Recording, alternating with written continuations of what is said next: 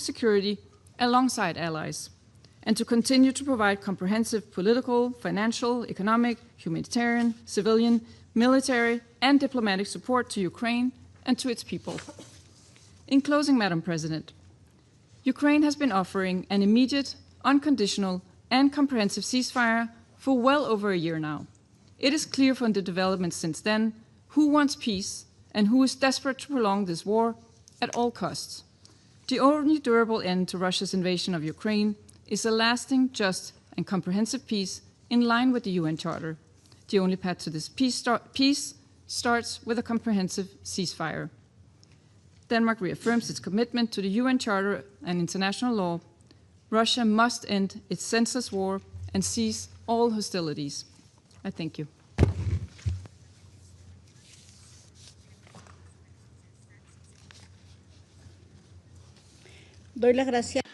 I thank the representative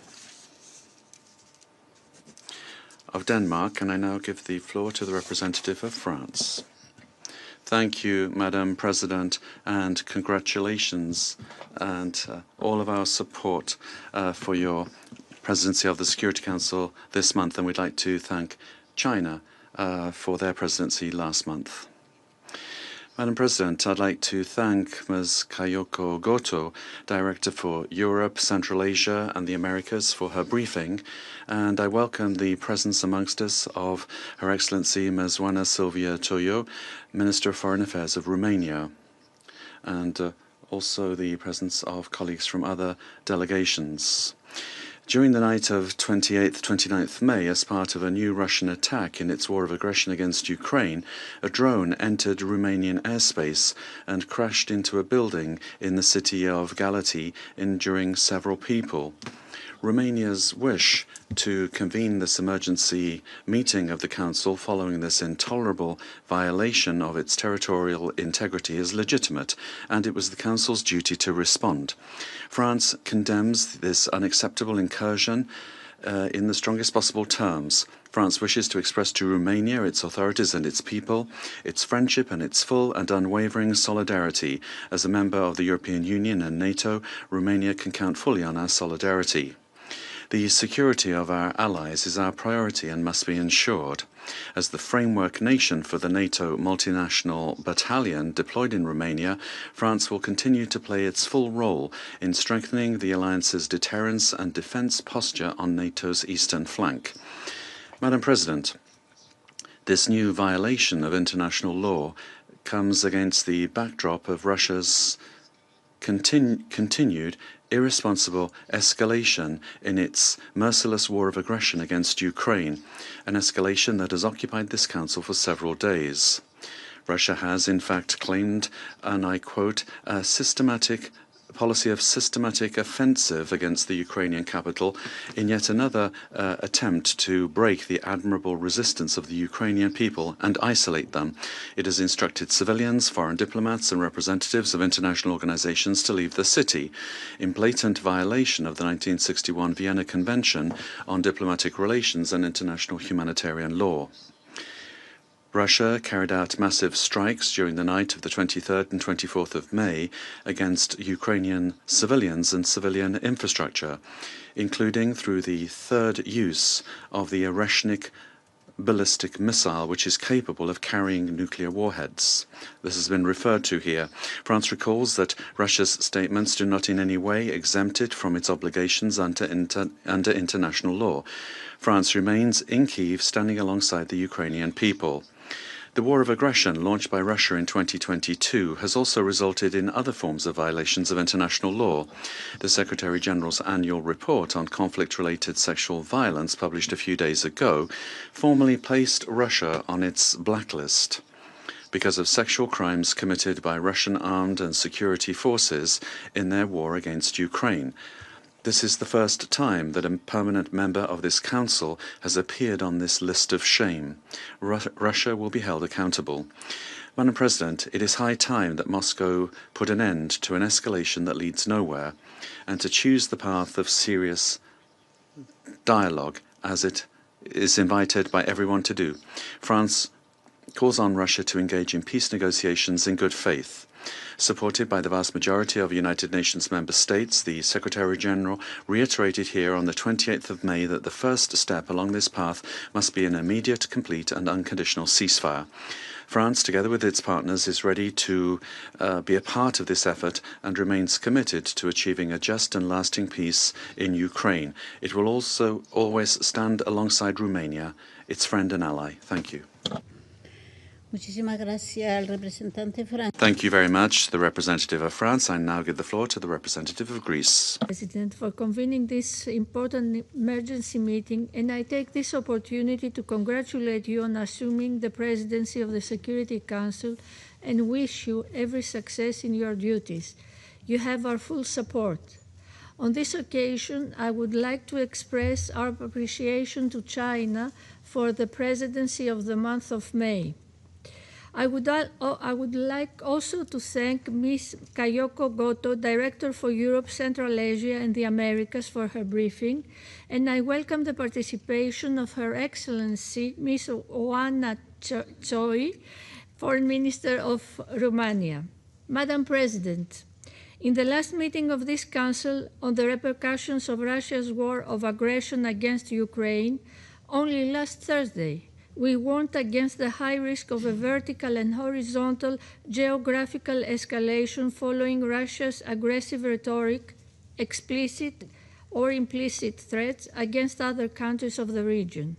We regret that this statement is even more relevant today after the incident of late last week in Romania. As we all know, during these last weeks, Russia has intensified its attacks in Ukraine, striking the capital and surrounding urban areas, has issued warnings and threats to the diplomatic community, has threatened Latvia and the Baltic countries, and has conducted common military exercises, including nuclear drills, with Belarus. All these incidents evidently cannot be viewed in a vacuum. Russia's violations against other European and NATO countries of the region is nothing new. We are reminded of the drone and Russian fighter jet incursions last year in Poland and Estonia, respectively, which were brought to the attention of this Council last September. Romania itself registered 47 different cases of drones or their debris falling into Romanian territory, with a similar instance of debris causing damages in Galați last month. Yet, this time Russia's reckless actions have caused human casualties, injuring Romanian civilians, one child among them. Greece unequivocally condemns this violation of Romania's airspace. We support and stand in full solidarity with Romania, an EU and NATO ally. We also express our deepest sympathies to the injured and all those affected and wish them a speedy recovery.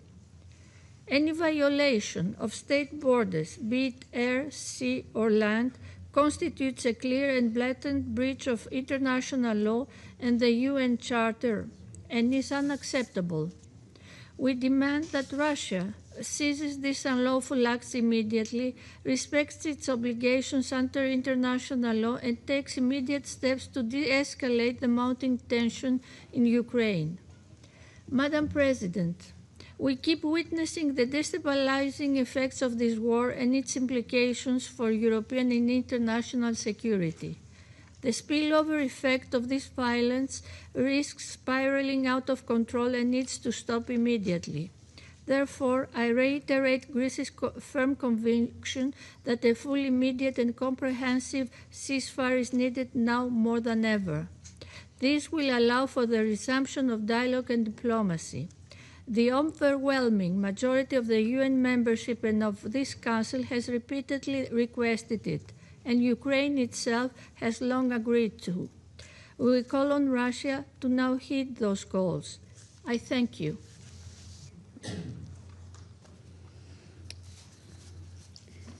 Gracias. Thank you to Greece for your statement. I now give the floor to the representative of the United Kingdom. Thank you, President. Let me congratulate Colombia on assuming the presidency of the Council for the month of June. You have our full support. And I also thank China for their skillful stewardship of the Council through May. I also thank Director Gotto for today's briefing, and I welcome Foreign Minister Tsoyu to the Council for the meeting today. President, last Thursday, the Secretary-General warned this Council of the risks of Russia's illegal war against Ukraine. He warned of a war getting out of control, of miscalculation, and of escalation with unknown and unintended consequences. Then on Friday, a Russian drone hit a residential building in Galați, Romania, amid an overnight attack on Ukraine, injuring civilians. This incident demonstrates the growing impact of Russia's war against Ukraine beyond Ukraine's borders. Russia's actions represent a serious violation of NATO airspace. They were reckless and an unacceptable breach of Romania's sovereignty. The United Kingdom strongly condemns this further escalation that put lives at risk. Russia has once again demonstrated that it has no regard for civilian life, for international law, or for the sovereignty of its neighbours. And let us be clear about responsibility. This incident is a direct result of Russia's illegal, full-scale invasion of Ukraine, which has caused the deaths of over 15,000 civilians since February 2022. Russia bears full responsibility for this escalation and for the growing risks to regional and Euro-Atlantic security. Last week, the Secretary-General called for a full and unconditional ceasefire. Ukraine has repeatedly made clear its commitment to a just and lasting peace. We call on Russia to agree, without delay, to a full, immediate and unconditional ceasefire.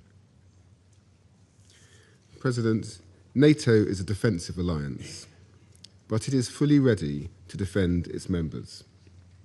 The United Kingdom is closely coordinating with Romania and NATO allies, including through our ongoing contribution to air policing with the Royal Air Force jets on NATO's eastern flank.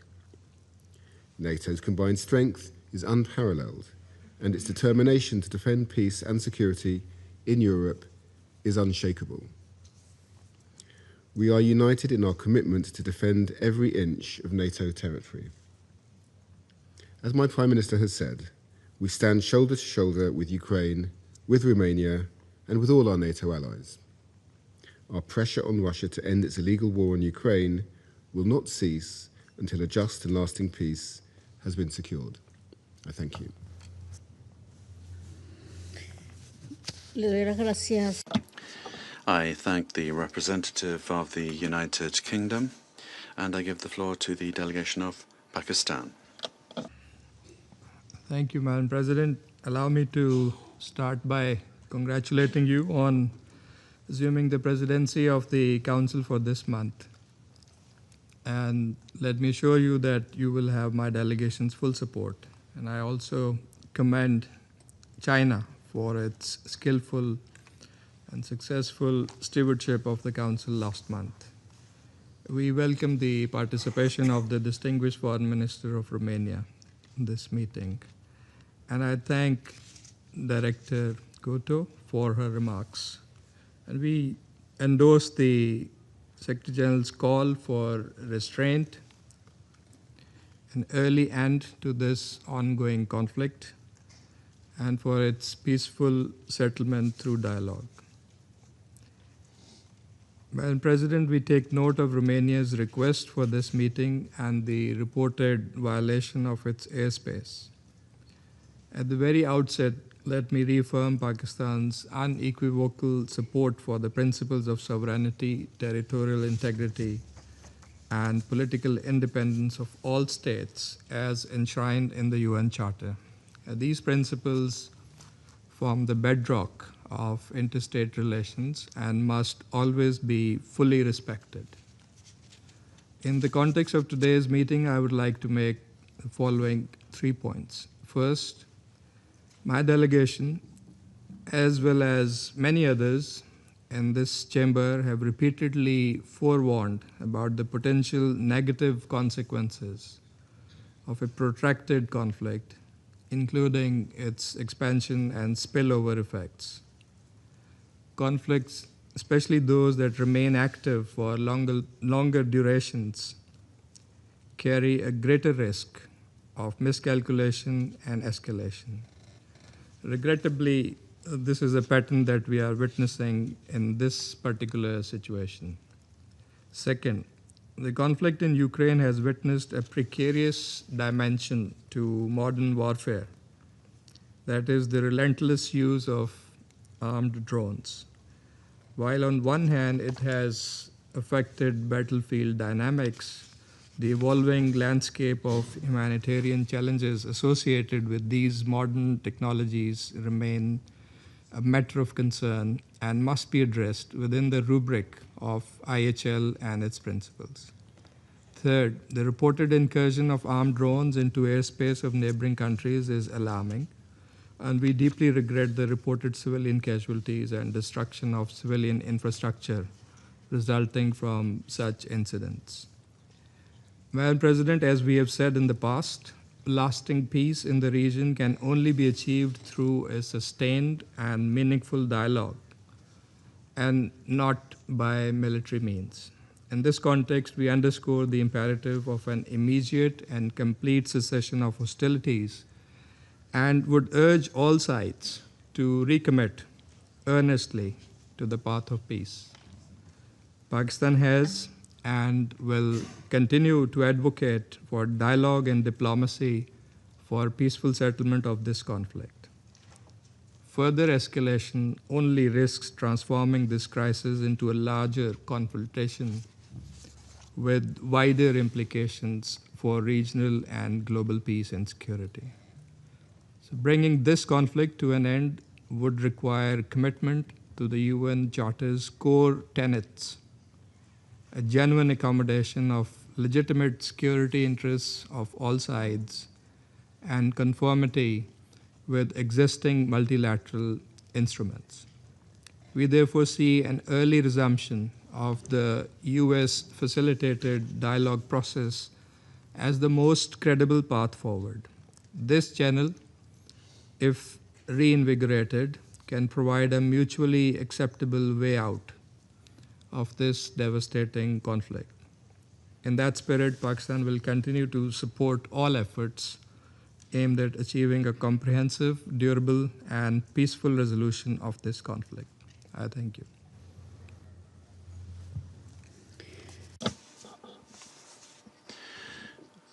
Thank you very much to the representative of Pakistan. I now give the floor to the Democratic Republic of the Congo. Madam President, the Democratic Republic of the Congo wishes to congratulate you and your country, the sister Republic of Colombia, on the first day of your presidency. We wish you every success in guiding our work during the month of June, and we thank you for convening this emergency meeting devoted to the maintenance of peace and security in Ukraine. The Democratic Republic of the Congo would like to thank Director Goto for her information on the recent developments that led to the convening of this meeting. Madam President, the Democratic Republic of the Congo has taken note with concern of reports regarding the crash of drones in the municipality of Galati in the immediate vicinity of the Ukrainian border. Beyond considerations regarding the precise circumstances of this incident, these events once again illustrate the considerable risks that the continuation of hostilities pose to regional and international stability. While the Council has met on several occasions in recent weeks to examine developments of the situation in Ukraine, it must unfortunately be acknowledged that developments on the ground continue to confirm a troubling dynamic of escalation.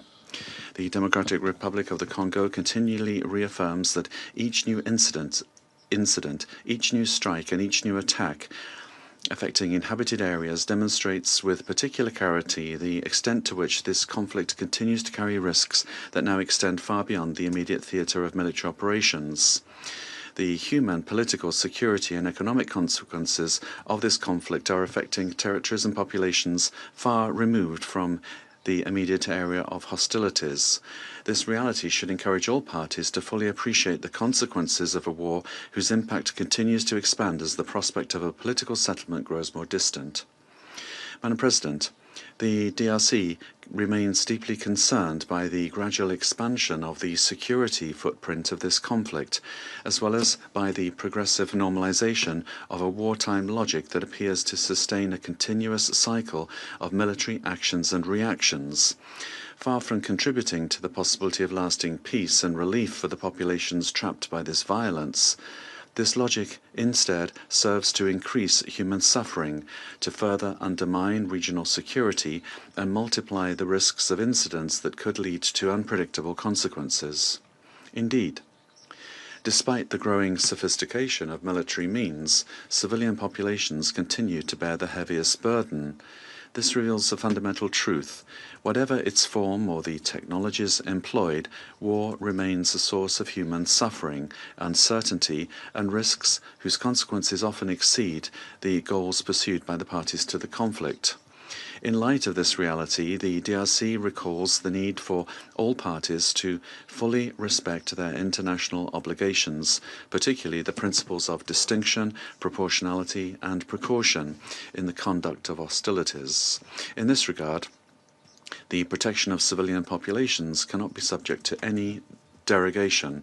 It remains a fundamental obligation under international humanitarian law. Madam President, the Democratic Republic of the Congo once again reaffirms that there can be no lasting military solution to this crisis. Successive developments on the ground confirm that military escalation produces neither lasting security nor a credible prospect of settlement. More troubling still, it sustains a dynamic whose effects now appear to extend well beyond the front lines, with consequences whose full scope no one can yet measure. This is why the DRC reiterates its call for an immediate ceasefire, concrete de-escalation measures, and a determined and unequivocal return to the diplomatic path. We urge all parties, without exception, to prioritize dialogue, exercise restraint, and engage in good faith in initiatives aimed at creating the conditions for a peaceful settlement of the conflict.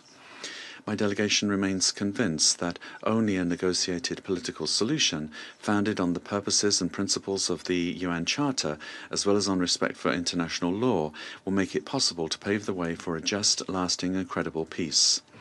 Madam President, in conclusion, recent events should be seen as a further reminder of the human, security, and political cost of continuing hostilities. The longer the war continues, the more risks accumulate, the more suffering intensifies, and the more the prospects for a negotiated settlement recede. Only through de-escalation, diplomacy, and political will can the path toward a lasting peace be opened for the benefit of civilian populations and international stability. I thank you. I thank the representative of the Democratic Republic of the Congo, and I now give the floor to the Russian Federation. Madam President, we congratulate Colombia on its presidency of the Council this month. We wish you every success, and we thank the People's Republic of China for their impeccable presidency. Madam President, we note that Romania has hastily convened this meeting and immediately put forward unfounded and biased accusations against Russia. We believe that the main purpose of today's meeting is to satisfy demand by Western countries to generate yet another wave of anti-Russian media hype at any cost. In that regard, we would like to present an objective version of the events, since the details provided by the Romanian side regarding the crash of the UAV in the city of Galați raise questions from both a technical as well as from a factual perspective. The Russian armed forces did conduct operations targeting the military infrastructure of the Kiev regime on the night of May 29th. These actions are being carried out in response to the terrorist attacks carried out by the Kiev regime against Russian civilian infrastructure facilities, which are systematic and consistent in nature.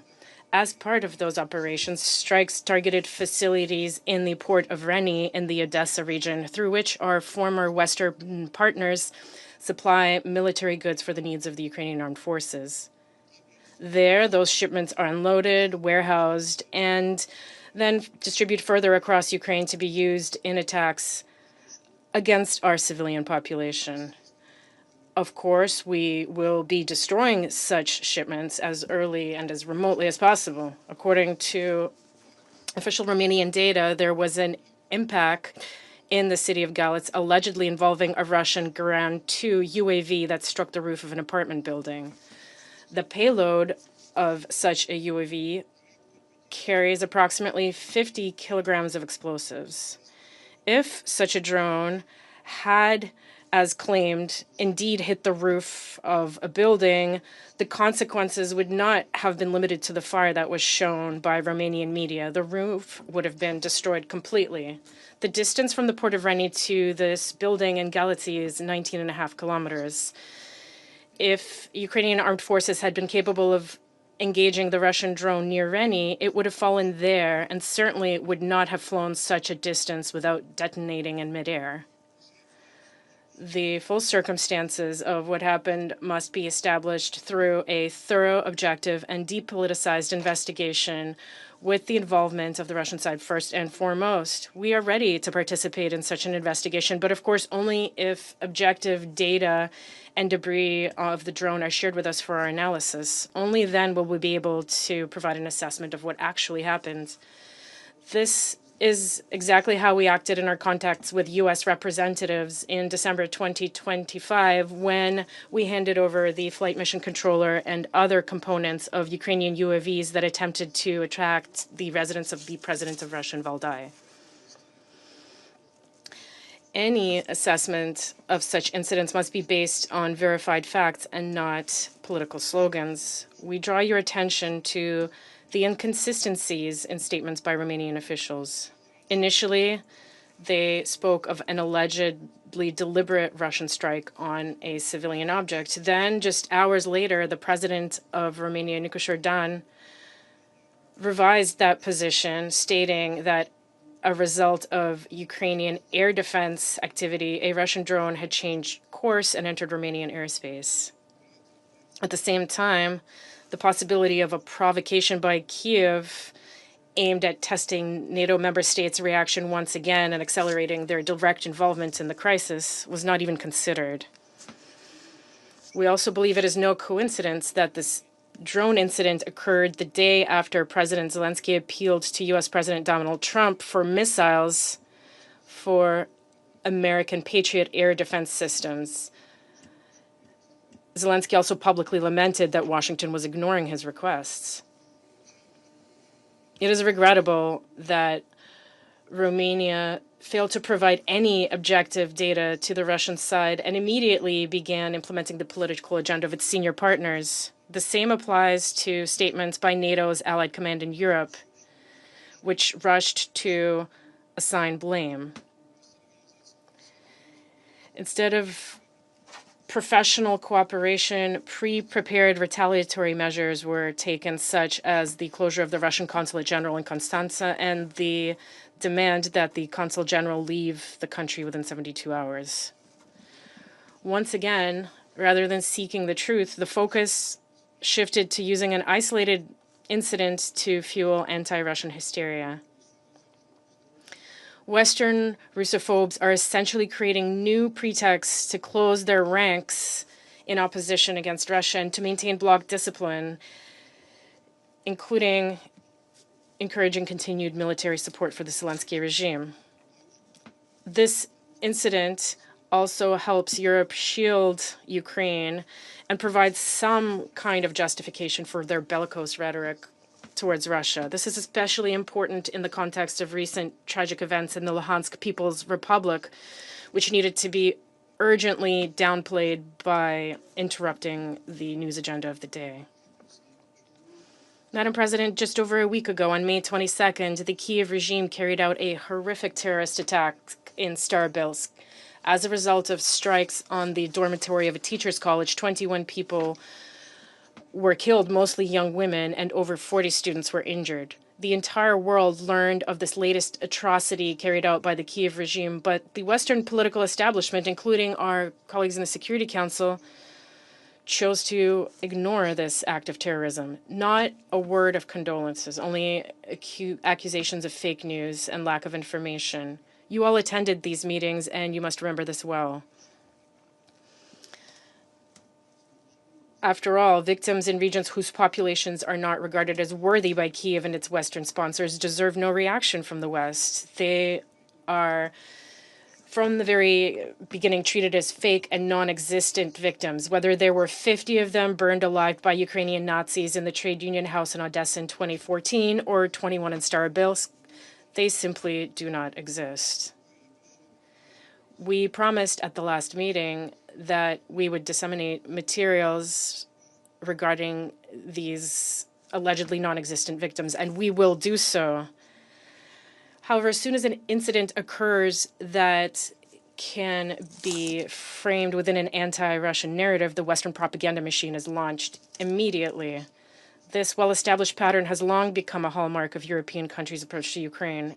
Each new incident involving the fall of a missile, a drone, or their fragments on EU territory is treated as a convenient news coverage opportunity. First come the accusations against Russia, to which political conclusions are tailored, and only later, if at all necessary, is there any discussion of the facts. In this regard, it is important to recall the incident in Przewodo, Poland in November 2022. At that time, after a missile fell and killed 2 people, the Kyiv regime and its Western sponsors hastily presented it as a Russian strike on a NATO member state's territory. There were immediately statements regarding a Russian attack on the news, the need for a firm attack, and even the possibility of activating certain mechanisms of the alliance. In other words, Ukrainian authorities were essentially attempting to use people's deaths, to provoke a direct clash between Russia and NATO.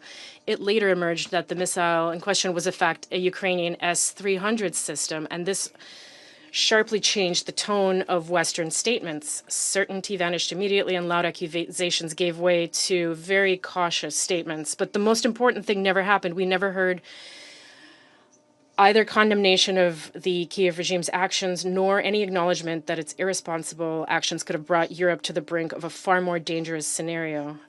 None of those who automatically blamed Russia for everything faced any political accountability for their hasty and unfounded accusations, and no one ever demanded an explanation from Kyiv. The incident in Galați is far from an isolated case. The geographic spread of Ukrainian rockets and UAVs across Europe continues to expand, affecting Poland, Romania, Latvia, Lithuania, and Finland. Ukrainian drones falling in these countries, because of which some governments were even forced to resign, is something that remains on the periphery of the Security Council's attention. Blame is routinely placed on Russia, but European leaders fail to recognize that this is a natural consequence of their own policies. Each such new case is a direct result of their destructive course of arming the Kyiv regime and encouraging further escalation. And then, after some time has passed, it turns out that yet another Russian trace turned out to be a Ukrainian one, in fact, but Western governments prefer to keep this silent and avoid convening Security Council meetings, because condemning Kyiv for them would mean acknowledging their own responsibility.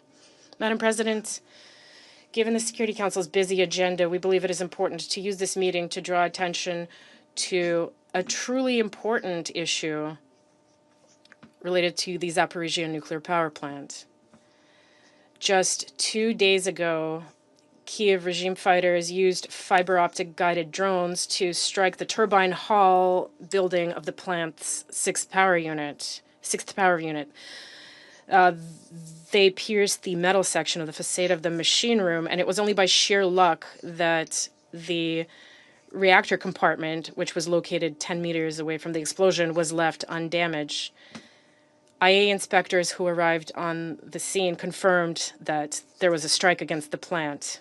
We call on Security Council members to issue a principled and objective assessment of the reckless actions of the Kyiv regime, which creates the threat of a catastrophic radioactive contamination, potentially not only for Russia and Ukraine, but a number of European states. And this is not the first time that the nuclear power plant has come under fire from the Ukrainian armed forces. Attacks have been going on for a long time, both against the plant itself and the city of Enerhodar. One would think that this is precisely where European states would be most concerned, yet we see neither emergency statements from Brussels nor urgent meetings of European leaders, nor demands that Kiev cease its actions. This is yet another indicator that EU countries are deliberately and purely for political reasons turning a blind eye to the crimes of the Zelensky regime. However, if a catastrophe were to occur, no one will be able to sit it out safely. Radioactive contamination knows no state borders. Its consequences will affect the entire European continent. The reaction of the UN Secretariat and the IAEA to this is particularly bewildering. They're trying to have it both ways, expressing concern and speaking of the need to exercise restraint and avoid escalation. These vague statements and unsubstantiated calls for peace are incapable of dampening the current level of escalation. Unfortunately, they not only create an atmosphere of impunity and permissiveness, they push the Kiev regime towards new crimes as well. Thank you. Muchas gracias por la declaración. Thank you very much to the representative of the Russian Federation for that statement, and I now give the floor to the representative of Bahrain.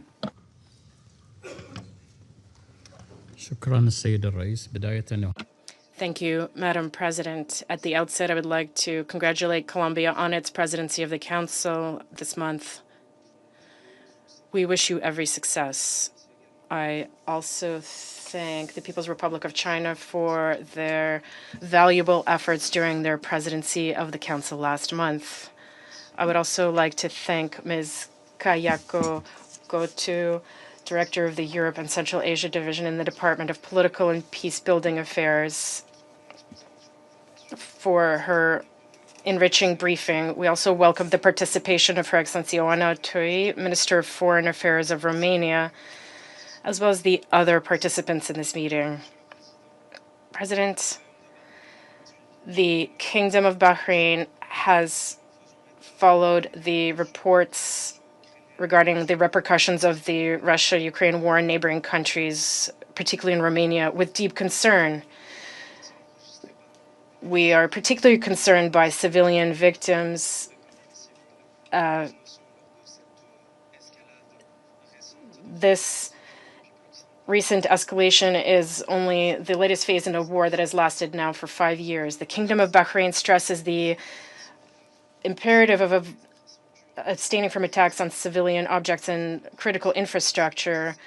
There is a need to exercise wisdom and restraint while respecting the rules of international humanitarian law and ensuring the protection of civilian populations under all circumstances. President, the Kingdom of Bahrain warns of the dangers posed by the use of drones in armed conflicts, particularly given the increasing escalation and damage that they cause, particularly when their effects extend beyond the parties to the conflict and affect other countries.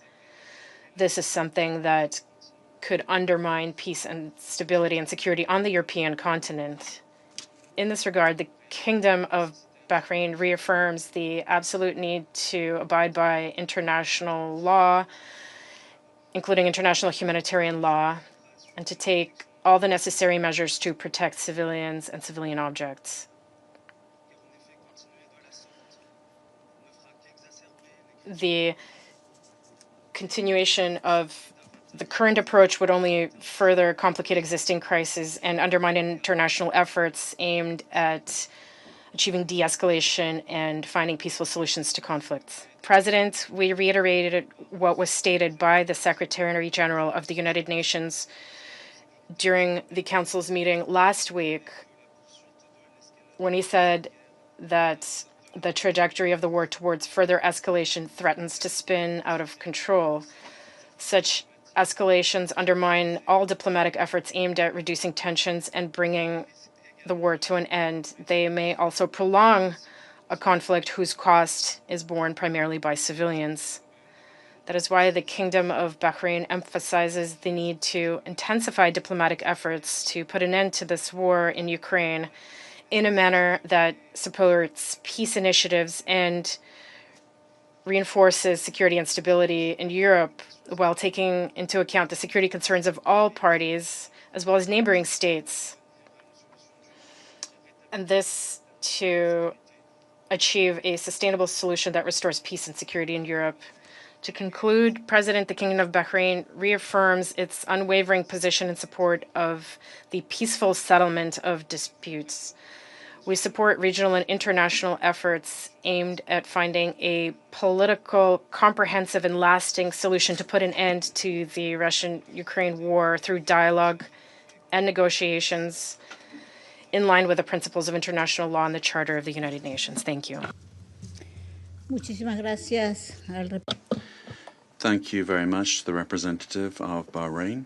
I now give the floor to the representative of Panama. Thank you very much, Madam President. Firstly, allow me to congratulate you on assuming the presidency of the Council for June, and also congratulate China for their work during the month of May. We'd like to thank Ms. Goto, Director for Europe, Central Asia and the Americas in the Department of Political and Peacebuilding Affairs, for her briefing on the events that occurred in Romania on the night of the 28th to the 29th of May, which we strongly condemn. We acknowledge the participation of the distinguished delegations joining us in the chamber, and we cordially would like to welcome Her Excellency Ms. Oiona Silvia Toiu, Minister for Foreign Affairs of Romania. Well, we're meeting once again in response to an incident that heightens the alarm and concern of the majority of Security Council members regarding the conflict in Ukraine. The prolongation and intensification of this war not only worsens the situation in the territory directly affected, but also extends its destabilizing consequences to the region as a whole, creating a growing risk to international security. What occurred in Romania is not an isolated incident. The Security Council has previously addressed the incursion of drones into neighboring states in the context of the conflict in Ukraine. This is a trend that is becoming increasingly concerning because of its recurrence and because of its scope. The limited control and precision capabilities of unmanned systems significantly increase the risks associated with their use in armed conflict situations. In this regard, states that deploy such systems must assume enhanced responsibility in accordance with international humanitarian law and must be held accountable for any damage resulting from their use, particularly when civilians are affected. Madam President, the war in Ukraine cannot continue along this spiral of consequences for the civilian population, both within and beyond its borders. The parties must urgently halt the cycle of violence and move toward an immediate and unconditional ceasefire that would significantly de-escalate this conflict. We call upon those who maintain influence and the confidence of the parties to continue their mediation efforts and strengthen channels of dialogue at the highest level. It is essential to consolidate diplomatic and political efforts, leading to a solution that is consistent with international law and the Charter of the United Nations, so that, finally, after 4 years, peace may be restored between the parties. Thank you. Gracias. I thank the representative of Panama, and I now give the floor to the representative of Somalia. Thank you, Madam President. At the outset, my delegation congratulates you on the assumption of the presidency for the month of June. We also commend the exemplary leadership of the Chinese presidents in the able manner in which they have guided the Council's work last month. We thank Ms. Goto for her comprehensive update on the deeply concerning development unfolding in Eastern European region. We also welcome the presence of Her Excellency Ms. Toiu, Foreign Minister of Romania, in today's meeting. Madam President, the reported situation continues to be a great concern and carries serious implications for regional stability and international norms, underscoring the fragility and volatility of the current security environment. Furthermore, divergent narratives underscore the urgency of the situation and the critical need for diplomacy and dialogue. The protection of civilian and critical infrastructure is a fundamental obligation enshrined under international humanitarian law. Continued escalation only serves to heighten tensions and undermine peace, stability in the region. In this regard, we call upon all parties to exercise maximum restraint to prevent further miscalculations. A durable resolution will require a genuine commitment to de-escalation and renewed focus on diplomatic efforts. Madam President, to conclude, my delegation reaffirms its unwavering support for all efforts to uphold the principles of international law and to achieve just and lasting solution consistent with the United Nations Charter. I thank you. Muchísimas Thank you very much to the representative of Somalia. And I give the floor to the representative of the United States. Thank you, Madam President. Thank you, Director Goto, for your briefing today. We welcome in the Council Romania's Foreign Minister, Ms. Oana Silvia Tsoiu. Colleagues, we condemn the reckless incursion of a Russian military drone which crossed into Romanian airspace and struck a Romanian apartment building, injuring multiple people. The United States stands with its NATO ally Romania. Our thoughts are with the injured and all affected in Galați. As we have said before, we will defend every inch of NATO territory. The incident further underscores why the Russia-Ukraine war must immediately end. The United States reiterates its call for an immediate and comprehensive ceasefire as a step towards a durable, negotiated end to the war. The war must stop. The United States remains ready to do whatever possible to immediately end the Russia-Ukraine war for good. Thank you. Muchísimas gracias. I would like to thank the representative of the United States for their statement. I now give the floor to the representative of Liberia. Thank you. Thank you, Madam President. And taking the floor for the first time under your presidential gavel, Liberia congratulates the Colombian delegation, pledges its support for your success, and thanks the Chinese delegation for their excellent stewardship of the Council last month. We thank the briefer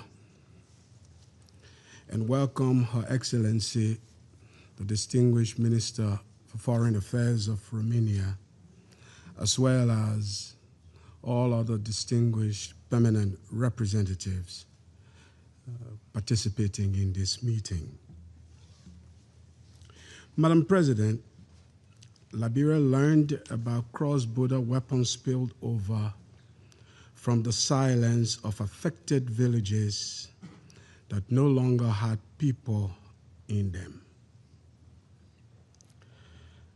Decades ago, our own borders, like many across conflicted regions in Africa, were routinely dissolved by shifting armed factions. In today's new form of warfare, characterized by drones technology, we continue to see, without excusing it, that the worst cross-border spillovers may not be deliberate. However, they are the foreseeable systemic consequence of deploying automated weapons at the margins of frontiers. It is with this lens that we examine this regretted incident in Romania, in which a mother and her child are said to have been injured. Madam President, the absence of hostile intent has never equaled the absence of consequence. When highly automated weapons-grade systems are operated in dense electronic warfare environment immediately adjacent to neutral territory, any resulting accident risk being compounded and escalated. Excellencies, the technical margins of modern conflicts are too narrow to guarantee the safety of neutral states. The only durable antidote to cross-border spillover, therefore, is not more sophisticated correction algorithms. It is the cessation of the hostilities that are driving the conflict. This war must stop.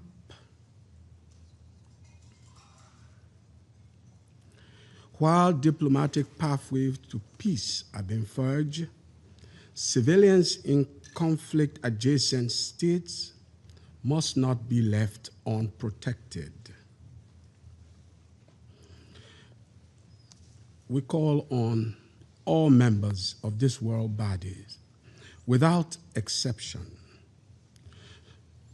to return to the full adherence of the UN Charter, the promise to which we all sign onto, and the supremacy of diplomacy toward the peaceful resolution of conflicts. In conclusion, Madam President, let us act to ensure this does not happen again in Romania or anywhere else, demanding restraints on all sides and immediate de-escalation toward an end to the war, with respect for the sovereignty and territorial integrity of all nations, including Romania. Liberia is ready to act. We call on this council to similarly be ready, and I thank you.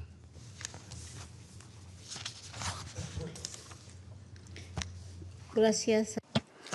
I thank the representative of Liberia, and I now give the floor to the representative of China. Thank you, Madam President. Let me begin by congratulating Colombia on assuming the presidency of the Council for this month. I'm confident that under your stewardship, Madam President, the Council will deliver its mandate effectively. You can count on the full support of the Chinese delegation. I thank Director Goto for her briefing. China has taken note of the reports about a drone entering the Romanian airspace and resulting in injuries, as well as the statements and reactions from Romania, Russia, and other relevant sides. China consistently advocates for observing the purposes and principles of the UN Charter by all states in international relations and hopes that the parties concerned will keep calm, exercise restraint, and engage in dialogue and communication to establish facts, address questions raised, and resolve disputes with a view to avoiding misconceptions, misperceptions, and miscalculations and preventing the incident from expanding and escalating. This incident is a result of the Ukraine crisis spilling over across borders. Recently, the Ukraine war has been on a spiral of escalation, not only taking an immense toll on the two parties concerned, but also implicating the security of neighboring states, further eroding the trust among countries in the region. If allowed to continue down this path of deterioration and escalation, or worse still, to spiral out of control, the situation is bound to result in irrevocable consequences. Ever since the crisis broke out, China has been consistently calling for no expansion of the battlefield, no escalation of fighting, and no provocation by any side. In light of the current circumstances, these three principles have now become particularly relevant. Countries in the region and the international community at large need to work together to facilitate de-escalation and call for more level-headed and good-faith dialogue and engagement and less confrontational rhetoric that inflames the situation. Madam President, to prevent similar incidents from happening again, the only way out lies in politically settling the Ukraine crisis at an early date.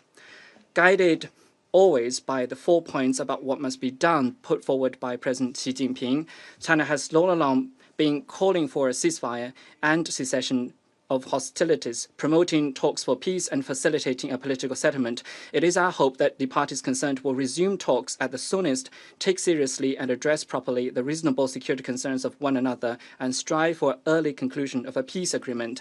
China stands ready to work with the international community to continue playing a constructive role in seeking a political settlement of the crisis. I thank you.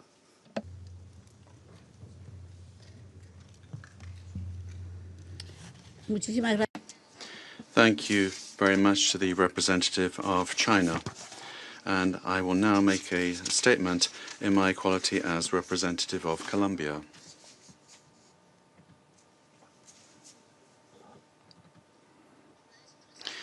I'd like to thank Ms. Kayuko Goto, officer in charge of the Europe, Central Asia and the Americas Division of the Department of Political and Peacebuilding Affairs and the Department of Peace Operations. I thank her for her briefing. And I welcome and greet Her Excellency Oana Tsoyu, Minister of Foreign Affairs of Romania. And I also extend my greetings to the delegations joining us at today's meeting. We have received with great concern the report of the incident that occurred on the 29th of May in Galați, Romania, according to which a drone struck a residential building, causing property damage and injuring 2 civilians. We express our solidarity with the individuals affected and with their families, and we wish them a speedy recovery to those that were injured. And we also express our solidarity with Romania in light of the consequences of this incident that occurred on its territory. Colombia has taken careful note of the information presented and underscores the importance of ensuring that the circumstances surrounding what occurred are clarified independently, objectively, in a transparent manner and quickly. Beyond the specific circumstances of the case and the corresponding investigations, this incident highlights the risks that armed conflicts may pose to regional security and stability. It serves as a reminder that the effects of hostilities often extend beyond the immediate areas of combat, affecting civilian populations and the infrastructure of third states, with potential consequences for regional peace and security. As this Council has emphasized on numerous occasions, the protection of civilians and the prevention of further escalation must remain at the heart of our efforts. The events that have prompted this meeting and the danger that they may be repeated reinforce the need to act with prudence, responsibility, and the utmost restraint. Respect for the purposes and principles of the Charter of the United Nations, including respect for the sovereignty and territorial integrity of states, as well as adherence to international law, remain fundamental elements for preserving international peace and security, and are not rendered inapplicable under any circumstances. This includes due consideration and protection for non-belligerent states, whose territories and populations must be respected at all times, without exception. Equally important is ensuring compliance with the principles of distinction, proportionality, and precaution under international humanitarian law, which are not merely secondary considerations. Much rather, they constitute essential obligations whose observance helps limit human suffering and reduces the risk of further escalation.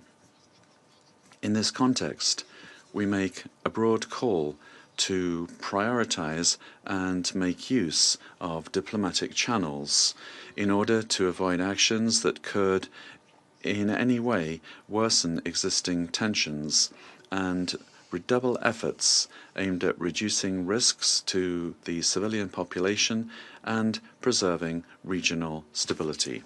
Thank you.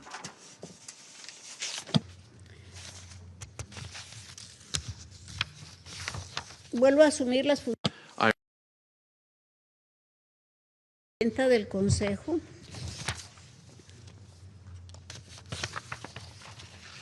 Cedo ahora la palabra a la excelentísima señora Oana Silvia Toiu, ministra de Relaciones Exteriores de Rumania.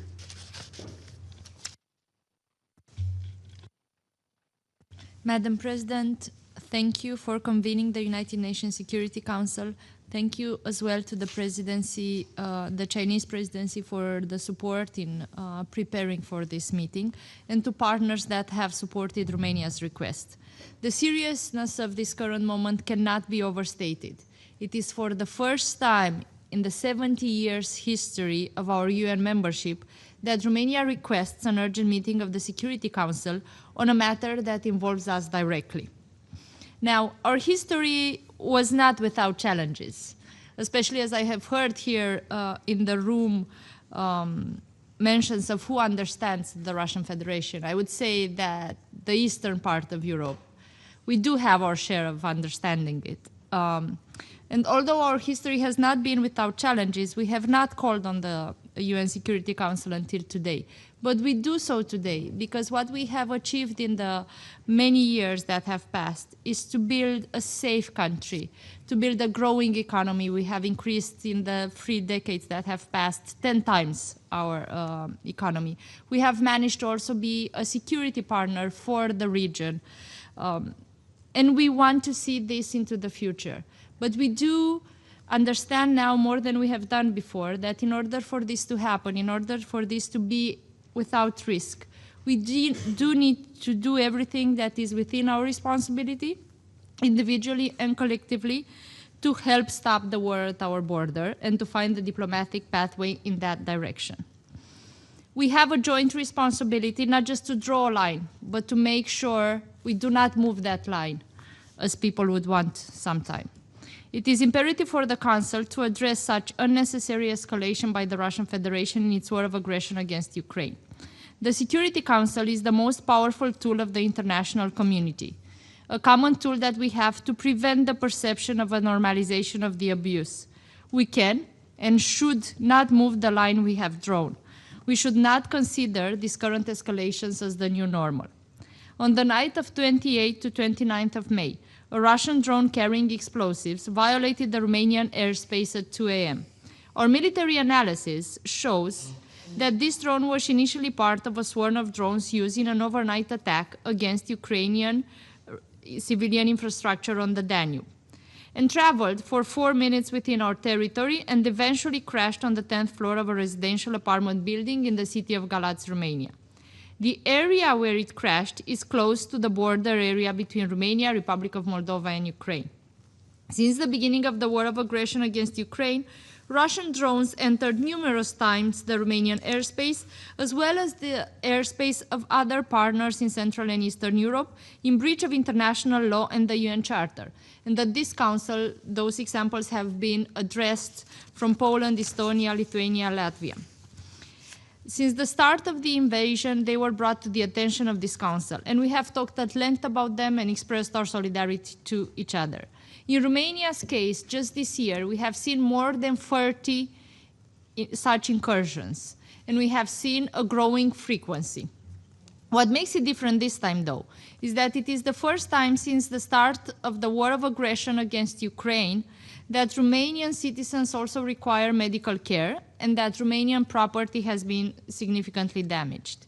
A mother and child were injured and required medical care, but now are out of risk.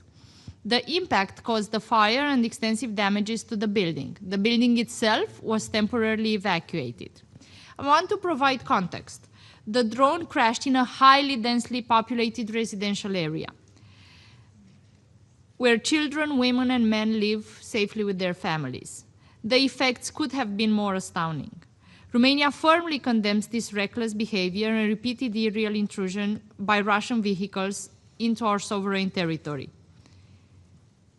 Irrespective of what was their initial destination, the gravity of the action and the responsibility of the perpetrator are clear. The risk further undermines peace and security in Europe and, through its wider implications, represents a concern for the entire UN membership. Madam President, our military analysis shows without a doubt that the drone that crashed on Thursday night in Galat is a Geran 2 of Russian origin. This undeniable conclusion is backed by clear findings of a technical report issued by our special investigators and presented to the public by our President, on the basis of a consistent set of technical evidence. Apart from an inscription in Cyrillic characters of the name Geran 2 from the recovered fragments, the report conclusively established that the electronic components, navigation systems, control modules, engine, construction elements show similarities to those of other Geran 2 drones previously recovered in Romania and identified as being manufactured in the Russian Federation. The report also shows manufacturing markings, technical inscriptions, construction features, and materials used follow the same technological process. The chemical analysis points to the same origin.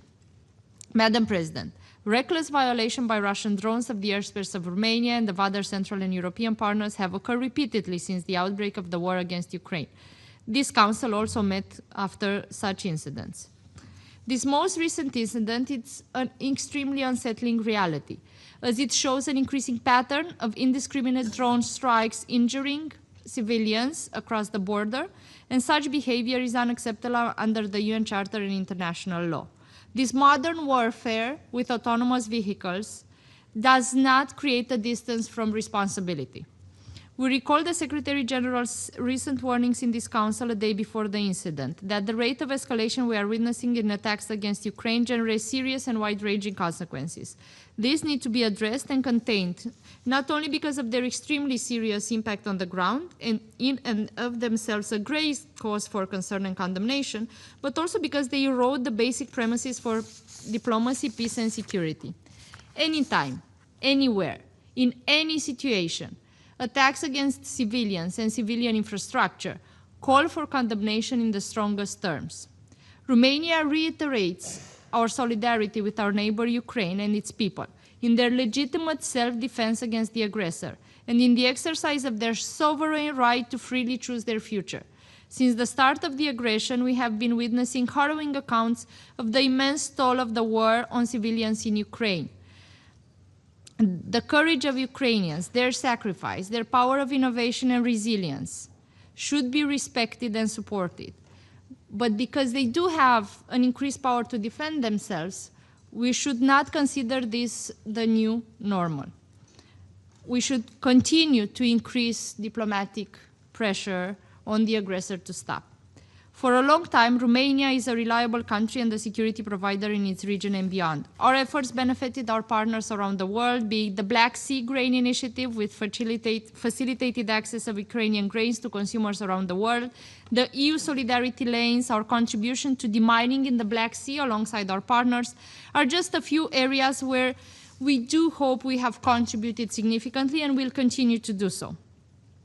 We have the longest border with the war, and we do have the responsibility to protect it, of course, for our citizens, but also because it is the border of the European Union to the war, it is the border of the Allied and NATO members, and as well, it is not just a shared responsibility, but of course, something that exposes Romania to the consequences of the war.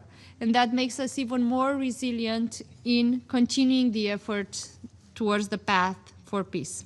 Since the outbreak of the war in 2022, these consequences have been felt in the broader region of the Black Sea, including the neighbor Republic of Moldova.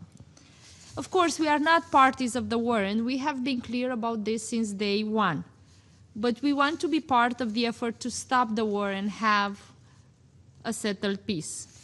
We do need to search for that path together. We reiterate our support for a full, immediate, and unconditional ceasefire and the pursuit of a comprehensive, just, and lasting peace in Ukraine, in line with the UN Charter and international law, and in full observance of the principles of sovereignty, independence, territorial integrity within internationally recognized borders. We have said it before in this Council, and we will repeat it once again today. Robust and workable security guarantees for Ukraine are essential for a credible peace in face of an aggressor with a historical record of relapsing into breaches of international law. This reckless behavior and blatant disregard of human suffering not only goes against the UN Charter and international law, including international humanitarian law, but it also intentionally disregards the diplomatic effort led by those that wanted to bring us closer to peace. We are time and again confronted with a staggering paradox. We seek accountability in this Council, where the Russian Federation, a permanent member who should ensure the full respect of the UN Charter and international law, is also the aggressor. Such impunity in a blatant deviation of the fundamental principles and purposes of the UN Charter goes against the core mission of this organization, maintaining international peace and security through good faith cooperation among member states. As several members in this Council have emphasized before us, this type of escalatory behavior represents a concrete challenge to international peace and security and should be condemned as such. Romania's request for this meeting and my presence here in this chamber is an act of responsibility on our behalf and a genuine commitment to the principles that underpin multilateralism and the authority of the Council. Allow me to appreciate the expression of support and solidarity conveyed by the international community in the aftermath of the incident in Galați, including around this table, and during the media stakeout prior to this, where we've delivered a statement on behalf of 56 countries, and we're grateful for that. This reconfirms the crucial role of the Security Council and the United Nations as a whole in ensuring that breaches of the UN Charter and international law do not remain unaddressed and unaccounted for. My citizens back home are asking if words are enough for the situation we're in. But we are committed to the diplomatic pathway ahead, and especially in this room, especially in the Security Council, words hold a strong power. It is the widest legitimacy of an institution to host such needed dialogues, as uncomfortable as they might be. The needed dialogues to support peace. And for that, we do need the common response, as we have seen throughout these days, to these blatant violations of international law. And we do need to collectively support the path toward peace at our border. It is also another reason why we speak here today, and we are grateful for your interventions as well. Truth is not always self-evident. Truth itself also needs to be protected as we protect our land, our waters, our air. We do need to protect facts because they are misinterpreted, and sometimes for those that have no arguments to be able to explain their behavior, they try to run away from responsibility by trying to change the truth with their narratives.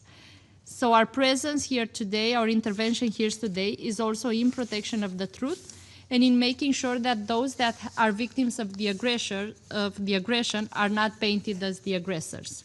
Romania will continue to be a reliable partner, and we're grateful for the international support we see in this community. Thank you. Doy la gracia a la excelentísima señora Toyu por su declaración. Deseo recordar a todos los oradores que deberían limitar sus declaraciones a una duración máxima de 3 minutos a fin de que el Consejo pueda realizar su labor en forma diligente. Transcurridos los 3 minutos, la luz del micrófono parpadeará para indicar que se debe concluir la intervención. Tiene ahora la palabra el excelentísimo señor Stavros Lambrinidis, jefe de la delegación de la Unión Europea ante las Naciones Unidas. Madam President, I have the honor of delivering this statement on behalf of the European Union and its member states. The candidate countries North Macedonia, Montenegro, Albania, Ukraine, the Republic of Moldova, Bosnia-Herzegovina, and Georgia, as well as Iceland, Liechtenstein, Norway, Andorra, and Monaco, align themselves with this statement. Thank you to Colombia and to you, Madam Ambassador, for scheduling this meeting, and congratulate you on the first day of assuming the presidency, and warm congratulations as well to China and its ambassador for their UNSC stewardship in the month of May. Colleagues, the European Union strongly condemns the grave incident of the 29th of May in which a Russian drone carrying explosives that was part of one more overnight attack against Ukraine crashed into a residential building in Galați, Romania. You heard from the minister, and welcome to this chamber as well, the details. On behalf of the EU and all its member states, I express my full solidarity with Romania, its citizens, and those affected by this incident. Colleagues, this reckless act was not a fluke. It is a direct result of Russia's continuing war of aggression against Ukraine. Russia bears full responsibility for the consequences of its escalatory behavior and its continued military actions, which once again threaten the security of EU citizens, regional stability, and international peace. The European Union reaffirms its unwavering commitment to the security of Romania and all its member states, and stands ready to accelerate efforts to strengthen protection against such threats, including through Eastern Flank Watch and other initiatives to consolidate European defense readiness. The EU will continue to advance its initiatives aimed at strengthening defense of all EU land, air, and maritime border capabilities, including on the Eastern Flank, reinforcing defense readiness and consolidating resilience. We will continue to ensure that the EU is better equipped to act and deal in a coordinated way with a 360 approach. Colleagues, Russia's continuing serious violations of European airspace only reinforce our resolve to support Ukraine and its people in their defense against Russia's war of aggression and their pursuit of a comprehensive, just, and lasting peace in accordance with international law, including the Charter of the United Nations. In this regard, we must all further raise the cost for Moscow to end this war.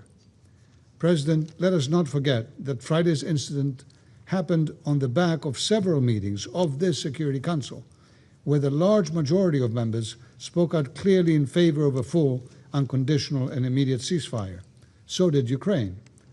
The EU actively supports all diplomatic efforts to this end, and we once again call on all members of this Council to work with us in pressuring Russia's leadership to accept a ceasefire and to finally engage in good faith.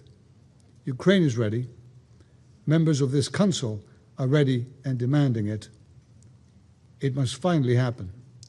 Thank you. Doy las gracias al excelentísimo señor Branidis por su declaración. Ahora, aplicando la regla 37, bueno, paso a darle la palabra a Ucrania.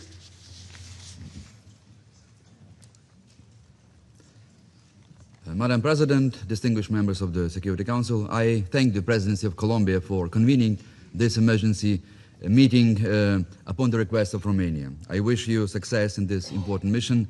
Dear Foreign Minister Oana Tsoyu, Ukraine expresses its unwavering support with Romania and your people following this deeply alarming incident on May 29, when a Russian combat drone carrying explosive violated Romania's sovereign airspace and struck a residential area in the city of Galați, injuring civilians and causing significant destruction.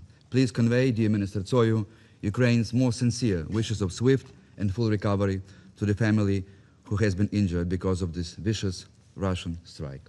Madam President, today once again we heard nothing new from the Russian representative. Unfortunately, he continues to sing the same old song, repeating the familiar narrative that it was not Russia, not a Russian drone, and relying on the well-worn patterns of denial and distortion. I believe there is no one in this chamber who would retain a single shred of trust in the words of Mr. Nebenza. Ukraine has full confidence in credible conclusions of the Romanian authorities that this was indeed a Russian drone and nothing else. Russia can throw all these conspiracy theories that we just heard into a waste basket. Mr. President, what happened in Romania was not a single instance and must be taken seriously. Beyond the official rhetoric of Russia, a pattern of alarming, systematic threats has become unmistakable. Leading Kremlin propagandists such as Vladimir Solovyov, Olga Skabeyeva, and Margarita Simonyan have repeatedly used primetime broadcasts to openly discuss and call for strikes against major European capitals like London, Paris, or Berlin, normalizing in public discourse the very idea of war extending far beyond Ukraine. In one particularly chilling example, Ms. Skabeyeva's program even displayed countdown-style calculations claiming that Russian ballistic missile Sarmat could reach Berlin in 106 seconds, Paris in 200 seconds, and London in 202 seconds, turning the potential destruction of European capitals into a matter of a TV show. And even more strikingly, these narratives are echoed at the highest political level. Dmitry Medvedev, former president, he used on multiple occasions similar explicit threats, suggesting potential attacks on European cities. Taking together, all these statements are not isolated provocations, but part of a broader campaign in which the language of intimidation and the targeting of European capitals has been steadily mainstream into Russia's state-aligned messaging. In Galatz, in Romania, we have witnessed that all this rhetoric is not just threats. Madam President, the recent attack against Romania was a cynical double strike, which carried at least two messages. The first was directed at Romania and all NATO member states. It was yet another attempt to test the resolve of our neighbors, to probe reactions and to see how far Russia can go in bringing its war of aggression ever closer to the territory of allied nations. But there was another second message. The Romanian city of Galați plays a special role in Ukrainian history as well, as the place where one of the most important rulers, Hetman Ivan Mazepa, found his final resting place over 300 years ago. Hetman Mazepa has remained a source of particular hatred and resentment for Moscow because he dared to challenge imperial rule and defend Ukraine's right to determine its own future 3 centuries ago. That is why many Ukrainians cannot overlook this bitter symbolism of a Russian drone striking a beautiful city of Galatz in Romania, but so closely associated with Hetman Mazepa's sacred memory. It is another reminder that Russia's war is directed not only against Ukrainian statehood or territory, but also against our history and national identity. Madam President, to conclude, there are essentially two ways to respond to Russia's brazen, intentional drone strike on Galatz. The first is the familiar one. We can express our outrage, condemn this violation, call upon Russia to refrain from such illegal actions in the future, and hope that all these appeals, including all those that were made this afternoon in the chamber, will somehow persuade Mr. Putin to stop sending his deadly drones towards Romania or Poland or any other neighboring countries of Ukraine. We have followed this path many times before. The results, or better to say their evident lack, speak for themselves. What we see now, we see the reaction before. There was an incident in Poland, you would remember, on the 12th of September, but all those signals were not really persuasive for Russia. This new strategy now in Romania is just another logical consequence of failure to put Russia in its place. This shall be another lesson for all of us. But there is, however, a second approach, how to address this intentional, I repeat, intentional drone strike against the peaceful city of Galatz. We have to recognize that the most effective way to deal with these Russian attacks on Romanian citizens, and indeed on all European citizens, is to prevent those drones from entering Ukraine's airspace in the first place.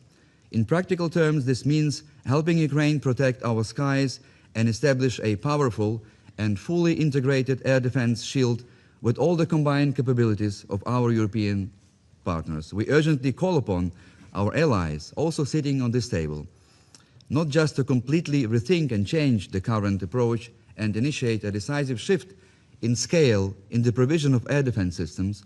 We need at least a 10-fold, but actually 20-fold increase.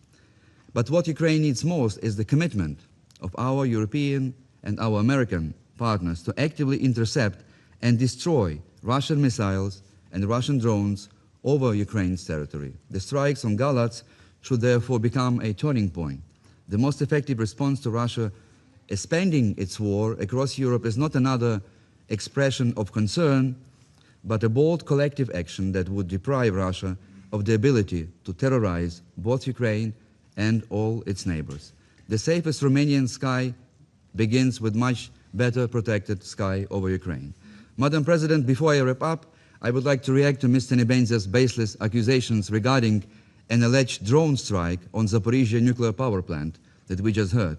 We strongly reject this shameless allegation that is merely a figment of Russia's vivid imagination. As in the case of Starobilsk, there is no independent verification of this unfounded claim. Instead of staging this theatrical performance once again, Russia must immediately liberate Zaporizhzhia, the biggest NPP on European soil, stop playing with nuclear fire, and get out of Ukraine. And with regard to Mr. Nebenza's repeated reference to the Starobilsk fake story, the continuous manipulation of facts reminds us a famous Soviet movie, let me quote traditionally in Russian: «Три магнитофона, 3 кинокамеры заграничных, 3 портсигара, куртка замшевая и портная.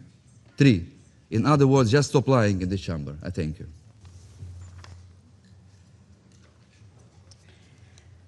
Doy las gracias al representante de Ucrania y a Rusia. Doy la palabra al representante de Rusia que ha pedido. Спасибо, госпожа председатель. Помнится, на прошлом заседании господин Мельник говорил о том, что трагедия в Старобельске – это фейк, ничего там не случилось, это невозможно подтвердить. Да если погибли, погибли взрослые люди. Я сегодня же упоминал, что мы покажем, какие взрослые люди погибли в Старобельске и что это за фейк. Вот фотографии взрослых людей. Елена Мартемьянова, 20 лет. Совершеннолетняя, да. Анна Погребниченко, 19 лет. Список продолжается. Здесь 21 фотография с датами рождения и датой смерти. Цинизм, с которым господин Мельник позволяет себе смеяться над человеческими жизнями, над жизнями детей, превосходит все границы. По Запорожью я не буду комментировать, а прокомментируем отдельно. Я уже все сказал, что хотел по этому поводу. Это сегодня письмо будет распространено, направлено вам и родственникам членам Совета Безопасности Генеральной Ассамблеи. Спасибо.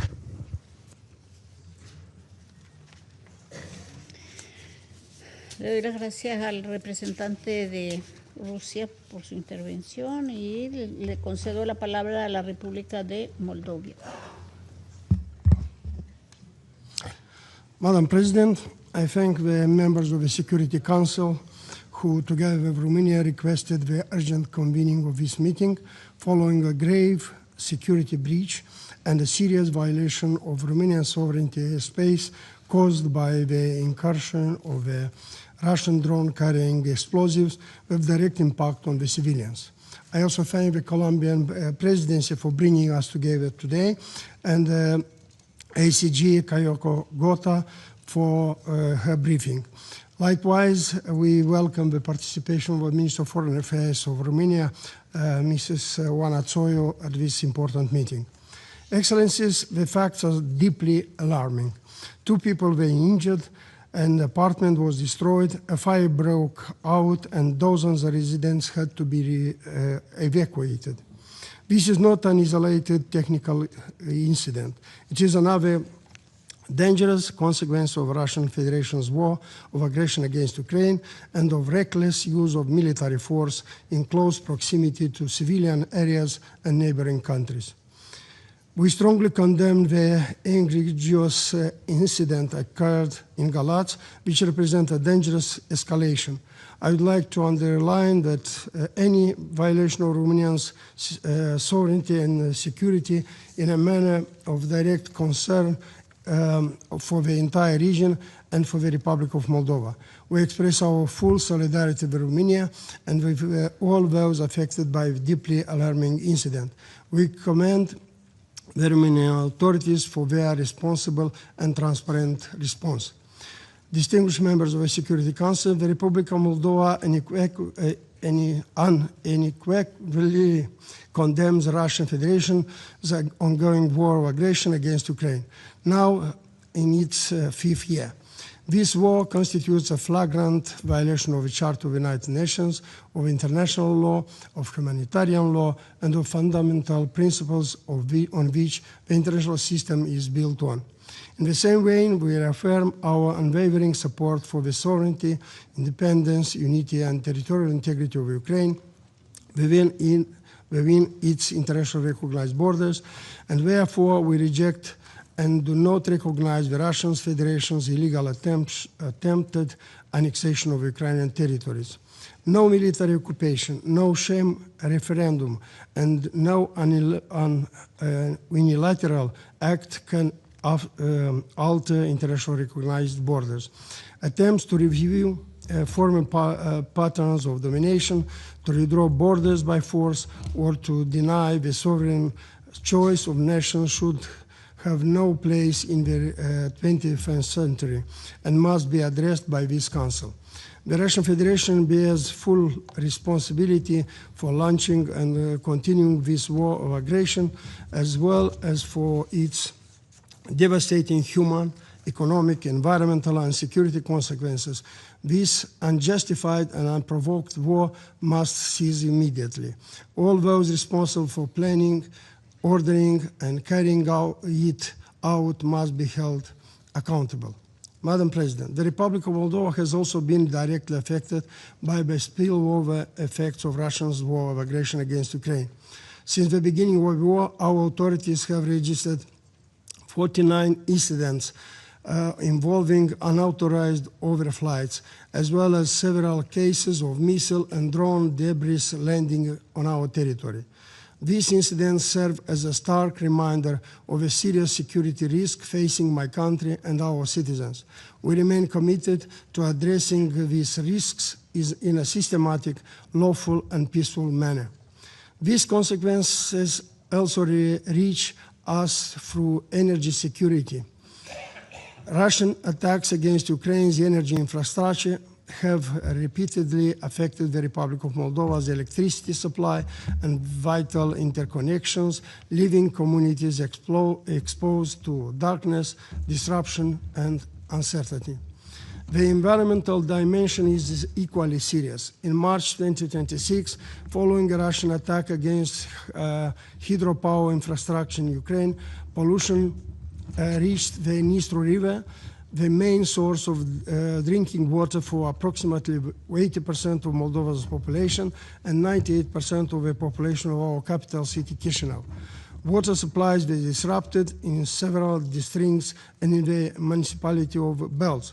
This incident illustrated the transboundary environmental damage caused by attacks on civilian infrastructure and the direct threat such actions pose to environmental security, public health, and the right of civilians to safe drinking water. Excellencies, just as peace demands respect to the United Nations Charter, it is also requires accountability. The Republic of Moldova has actively supported international efforts to establish the Special Tribunal for the Crime of Aggression against Ukraine, aimed at addressing one of the most serious accountability gaps in the international legal system. In this regard, we recall with particular significance the adoption in Chisinau on 15 May 2026 during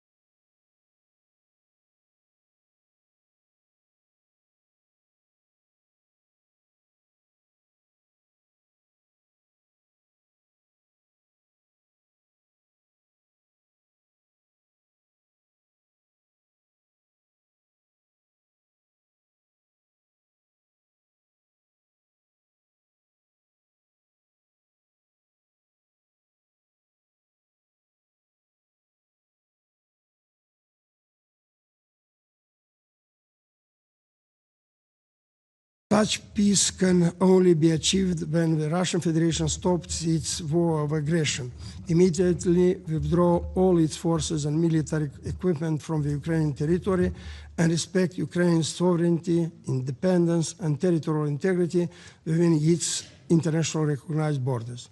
I thank you. Doy las gracias al representante de la República de Moldova por su intervención. No hay más oradores inscritos en la lista. Se levanta la sesión.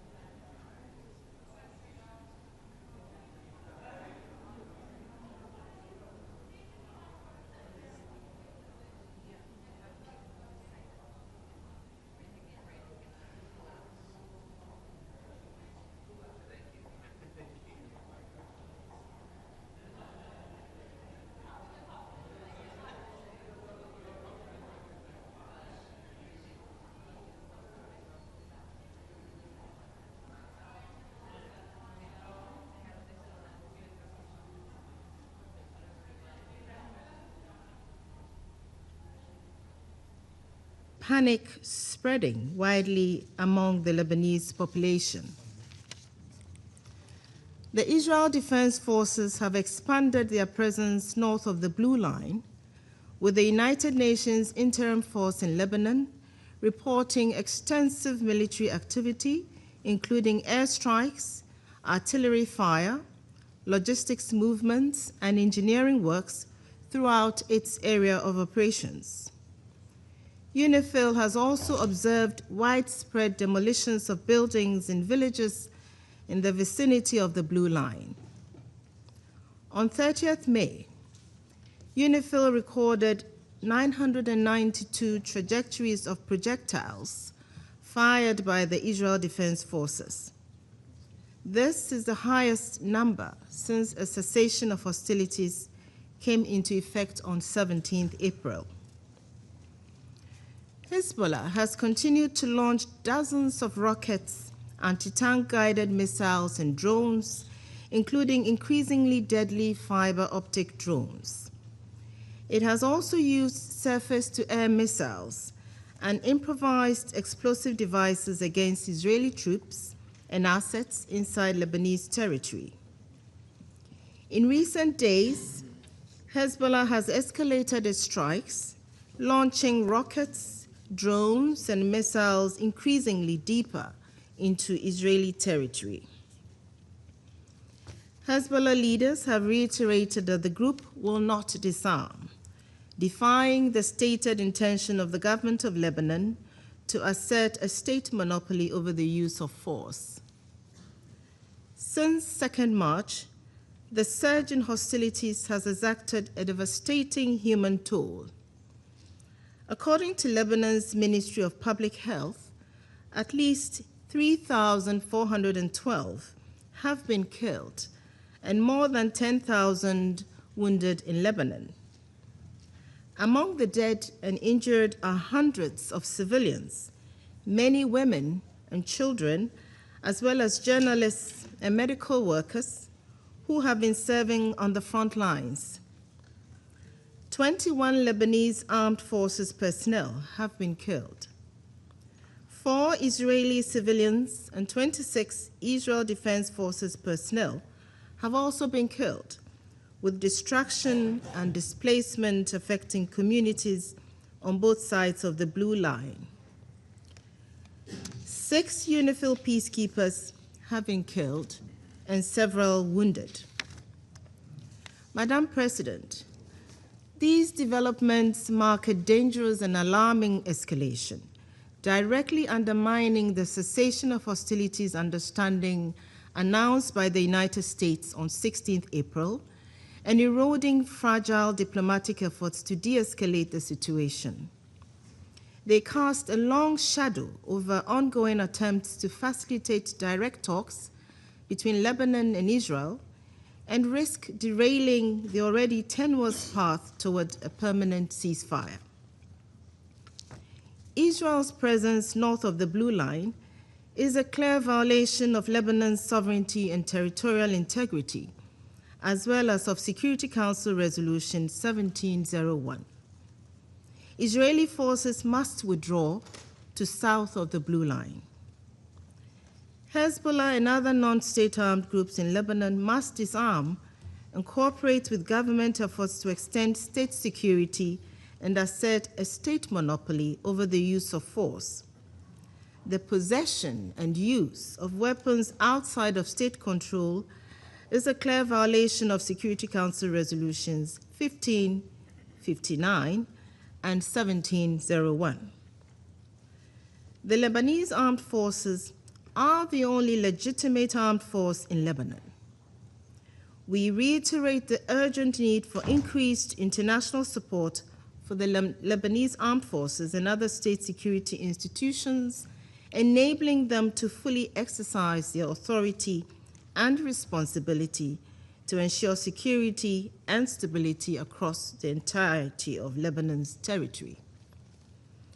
Humanitarian needs in Lebanon are rising sharply as the relentless destruction of homes, essential services, and civilian infrastructure deepens an already dire situation.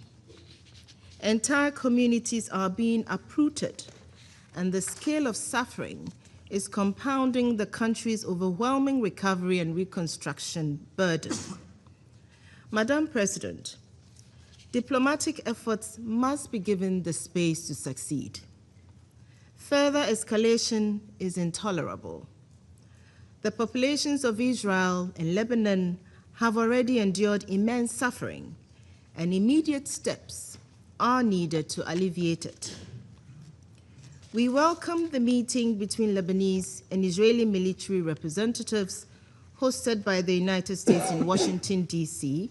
on 29th May, following meetings held in Washington between political representatives of Lebanon and Israel to the United States in recent months. We note that further meetings at the political level are anticipated this week. The United Nations, including through the Special Coordinator for Lebanon, stands ready to support these diplomatic efforts to secure a sustained cessation of hostilities that is fully respected by all actors on the ground, and to advance the full implementation of Security Council Resolution 1701.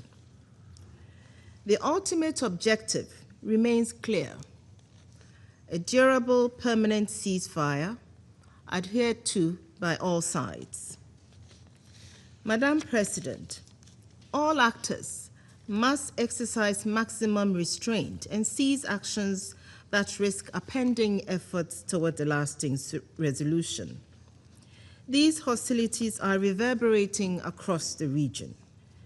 We note with concern today's reported statements from Tehran that in response to the situation in Lebanon, Iran will suspend dialogue with the United States, block the Strait of Hormuz, and activate other fronts. We must urgently redouble efforts to avert any further escalation. In this context, we welcome reports from a short time ago today that intense diplomatic efforts may be yielding results and averting further escalation. We call on all countries in the region that maintain ties with Hezbollah to encourage the group to cooperate with Lebanese state efforts to achieve a monopoly on arms. We call on Israel to withdraw its forces from Lebanese territory in full respect of Lebanon's sovereignty and territorial integrity. Civilians must be protected. Civilian infrastructure, including cultural heritage sites, must not be targeted. United Nations personnel must not be targeted, and United Nations premises must remain inviolable. We urge the Council to reinforce these calls and to help create the conditions for an immediate end to hostilities and durable peace. Thank you, Madam President. Doy las gracias a la señora Povin por la información que ha proporcionado. Daré ahora la palabra a los miembros del Consejo que deseen formular una declaración. Ahora doy la palabra a la representante de Francia, al representante de Francia. Merci Madame la Présidente. La France a demandé la tenue de cette réunion d'urgence face à l'escalade majeure en cours et à l'extension en profondeur des opérations militaires israéliennes au Liban, en dépit du cessez-le-feu entré en vigueur le 17 avril sous les auspices des États-Unis. Je vous remercie de l'avoir organisé dans les meilleurs délais et je remercie pour son exposé Madame la sous-secrétaire générale Marta Pobi. Nous souhaitons également saluer la participation des représentants du Liban et d'Israël à cette réunion. Madame la Présidente, rappelons-le d'emblée, c'est le Hezbollah, soutenu par l'Iran, qui porte la responsabilité du déclenchement des hostilités en ayant entraîné le Liban et le peuple libanais dans une guerre qui n'est pas la leur. Nous l'avons condamné sans ambages, comme nous condamnons aujourd'hui la poursuite par le Hezbollah des attaques ciblant le territoire israélien. Nous reconnaissons le droit d'Israël à se défendre contre les attaques du Hezbollah. Pour autant, rien ne peut justifier la prolongation et l'ampleur de ces opérations militaires au Liban. Les milliers de morts et de blessés parmi la population civile et les déplacements forcés de population nient son occupation toujours plus profonde du territoire libanais. Il s'agit là, pour Israël, d'une erreur stratégique majeure. Ces opérations sont en outre contraires aux engagements qu'Israël a pris le 17 avril dernier et aux résolutions de ce Conseil. Il est urgent que les armes se taisent. Cette fuite en avant a pris hier une dimension symbolique. En plantant son drapeau sur la forteresse de Beaufort, qui lui servit de base durant l'occupation du Sud-Liban jusqu'en 2000, Israël renoue avec une période que l'on voulait croire révolue. L'histoire nous avertit. Les mêmes causes ont toutes les chances de produire les mêmes effets. Loin d'apporter la sécurité à Israël et ses habitants, une nouvelle occupation risque de ne faire que nourrir l'instabilité. Car chaque village bombardé est rasé, chaque civil tué renforce le Hezbollah et fragilise l'exécutif libanais, dont nous saluons la volonté politique de consolider la souveraineté du Liban. Israël a un rôle majeur à jouer pour aider l'exécutif libanais à concrétiser cette volonté politique. La sécurité d'Israël ne se trouve ni dans la guerre, ni dans l'occupation. Elle réside dans la paix avec ses voisins et dans la stabilité de la région. Madame la Présidente, le cessez-le-feu du 17 avril est fragile, mais il demeure la voie vers un accord durable. C'est pourquoi la France soutient les discussions directes engagées entre le Liban et Israël sous l'égide des États-Unis. Ces discussions, qui doivent se poursuivre les 2 et 3 juin, constituent une opportunité décisive. Le moment est venu de les traduire en résultats concrets et nous appelons l'ensemble des parties prenantes, y compris les États-Unis qui les accueillent, à tout mettre en œuvre pour qu'elles aboutissent. Des annonces importantes viennent d'être faites. Leur réalisation est essentielle. Nous souhaitons que ces négociations entre Israël et le Liban mènent à une solution politique juste et durable, incluant le désarmement du Hezbollah et le rétablissement de la pleine souveraineté de l'État libanais, le retrait israélien du territoire libanais et l'assurance du plein respect de l'intégrité territoriale du Liban, et qu'elle trace ces négociations un chemin de paix et de sécurité irrémédiable pour les 2 pays. Tant que les armes ne se seront pas tues, une exigence absolue demeure, les civils, qu'ils soient libanais ou israéliens, les journalistes et les personnels de secours, ne sauraient être pris pour cible. Le respect du droit international humanitaire s'impose en toutes circonstances pour assurer la protection des populations et des infrastructures civiles et pour garantir l'accès aux personnes ayant besoin d'être secourues. Madame la Présidente, la ligne de la France, claire et constante, tient en 4 points. Premièrement, le plein soutien à la population, aux autorités et à l'armée libanaise. Le peuple libanais, qui subit les conséquences d'une guerre qu'il n'a pas choisie, a plus que jamais besoin qu'on lui apporte assistance et protection. La France y travaille avec le déploiement d'une aide humanitaire de 17 millions d'euros afin d'appuyer les autorités libanaises dans la gestion de cette crise humanitaire inédite par son ampleur et sa durée. L'armée libanaise, elle, a pour mission de poursuivre dans des conditions difficiles le désarmement du Hezbollah et l'extension de l'autorité de l'État. Nous l'accompagnons concrètement avec la livraison de 39 véhicules blindés. La France continuera à apporter son plein soutien aux autorités libanaises et elle organisera à Paris, dès que la situation le permettra, la conférence internationale de soutien aux forces armées libanaises. Deuxièmement, l'exigence que le Hezbollah cesse immédiatement ses attaques et remette ses armes à l'État libanais, conformément à la décision courageuse prise par le gouvernement libanais le 2 mars dernier. L'Iran, de son côté, doit mettre un terme au soutien qu'il lui apporte et renoncer à alimenter l'instabilité dans la région. Troisièmement, le refus de toute occupation israélienne du Liban. La souveraineté et l'intégrité territoriale du Liban ne sont pas négociables. Nous n'acceptons pas l'occupation de positions sur le sol libanais ou l'établissement d'une zone tampon. Nous n'acceptons pas les ordres d'évacuation, l'interdiction faite aux populations déplacées de regagner leur foyer et les destructions. C'est le cas des sites archéologiques et notamment des quartiers de la ville de Tyr, inscrits au patrimoine mondial de l'UNESCO. Aucune considération de sécurité ne saurait justifier une atteinte permanente à la souveraineté d'un État.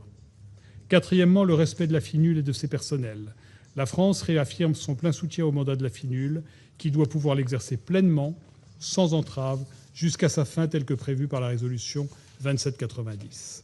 La France rappelle que la protection des casques bleus est une obligation du droit international qui s'impose à toutes les parties sans exception.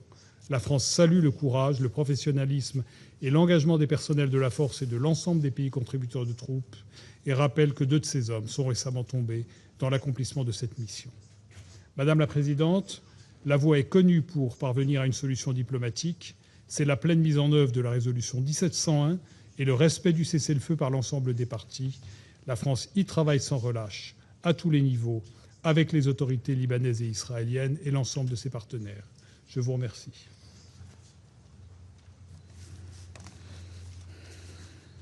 Doy las gracias al representante de Francia y cedo la palabra a la Federación de Rusia. Госпожа председатель, признательна Марте Побе за брифинг по ситуации в Ливане. Госпожа председатель, мы поддержали запрос французской стороны на проведение сегодняшнего неочередного заседания Совета Безопасности, потому что положение в Ливане заслуживает самого пристального внимания международного сообщества. Достигнутое 17 апреля прекращение огня между Западным Иерусалимом и Бейрутом при посредничестве Вашингтона, к сожалению, оказалось дымовой завесой для ползучей агрессии против Ливана. Пока весь мир ожидал очередного раунда переговоров, запланированного на 2 июня в американской столице, израильтяне продолжали методично расширять зону оккупации, разрушая до основания целые поселения в рамках тактики выжженной земли. Становится очевидным, что в Ливане практически полностью воспроизводится сценарий по зачистке сектора Газа при установлении масштабного оккупационного контроля и принудительном вытеснении местного населения. Спустя 26 лет после вывода израильских войск из Ливана бело-синий флаг вновь развивается над крепостью крестоносцев Beaufort, пережившей Саладина, мамлюков, Османскую империю и французский мандат. Уверены, что этот замок построен в XII веке и внесенный в список охраняемых ЮНЕСКО объектов переживет и очередную израильскую оккупацию. Если раньше израильская сторона утверждала, что планирует ограничить буферную зону рекой Литани, то теперь амбиции Западного Иерусалима простираются до реки Захрани, а жители Тира и других крупных городов на юге призывают к эвакуации. Таким образом, делается ставка на продолжение войны, унесшей со 2 марта жизни более 3300 ливанцев и заставившей более 1 миллиона человек покинуть свои дома. В зоне конфликта регулярно гибнут и спасатели, и врачи, а также журналисты. Решительно осуждаем агрессивные действия Израиля и подтверждаем нашу твердую приверженность суверенитету, территориальной целостности и независимости Ливана. Требуем незамедлительного вывода израильских войск с ливанских земель, без чего невозможно достичь подлинного прекращения огня. Внимательно ознакомились с опубликованной буквально несколько часов назад информацией об итогах контактов Соединенных Штатов со сторонами конфликта, в том числе анонсированное Вашингтоном прекращение боевых действий. Приняли к сведению данное сообщение, однако судить будем по конкретным шагам, прежде всего военно-политического руководства Израиля.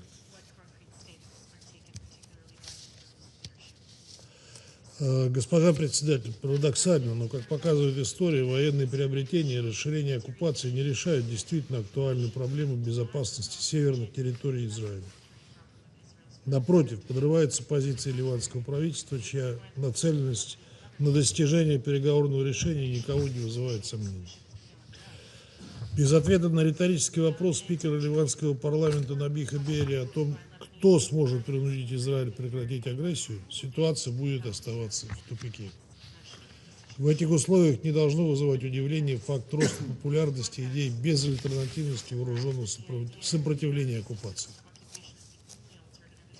Дальнейшая оккупация Ливана и расширение ее географии недопустимы и чреваты опасным обострением этноконфессиональных противоречий, национальным расколом с угрозой начала гражданской войны. Развитие такого сценария может подорвать и без того хрупкую ситуацию с безопасностью на Ближнем Востоке. Единственный выход в виде возвращения сторон к неукоснительному соблюдению обязательств по резолюции Совета Безопасности 1701, предусматривающей полную деоккупацию Ливана и распространение государственного суверенитета на всей территории страны. Следует помнить, что деградация положения в Ливане стала прямым следствием необоснованной агрессии Соединенных Штатов и Израиля против Ирана. Соответственно, и динамика текущих ирано-американских переговоров во многом зависит от развития ситуации на Ливанском театре действий. В этом контексте Россия всецело поддерживает международные посреднические усилия, прежде всего дружественного Пакистана, и выступает за нахождение комплексного политико-дипломатического решения, направленного на общую стабилизацию обстановки в регионе Ближнего Востока. Госпожа председатель, всецело поддерживаем мандат временных сил ООН в Ливане, чьи миротворцы продолжают мужественно выполнять свой долг в самых непростых обстоятельствах. Требуем неукоснительного обеспечения безопасности голубых касок, а также привлечения к ответственности за убийство и ранение миротворцев.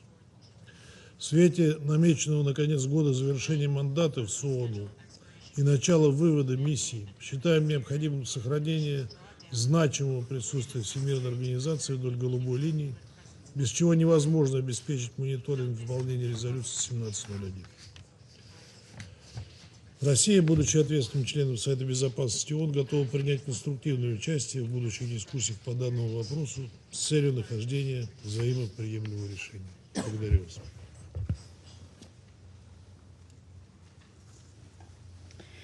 Doy las gracias al representante de la Federación de Rusia y concedo la palabra al Reino Unido. Thank you, President, and thank you, ASG POBI, for briefing us this afternoon.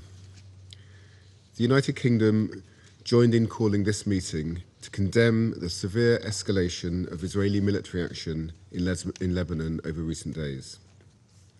This reckless and disproportionate escalation of Israeli military action has exacerbated an already devastating environment for Lebanese civilians and places the government of Lebanon under further strain.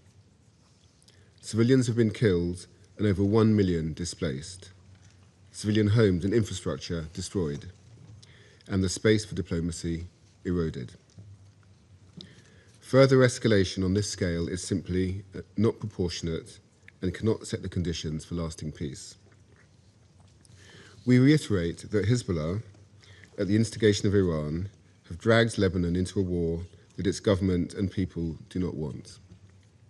We strongly condemn Lebanese Hezbollah's ongoing attacks against Israel.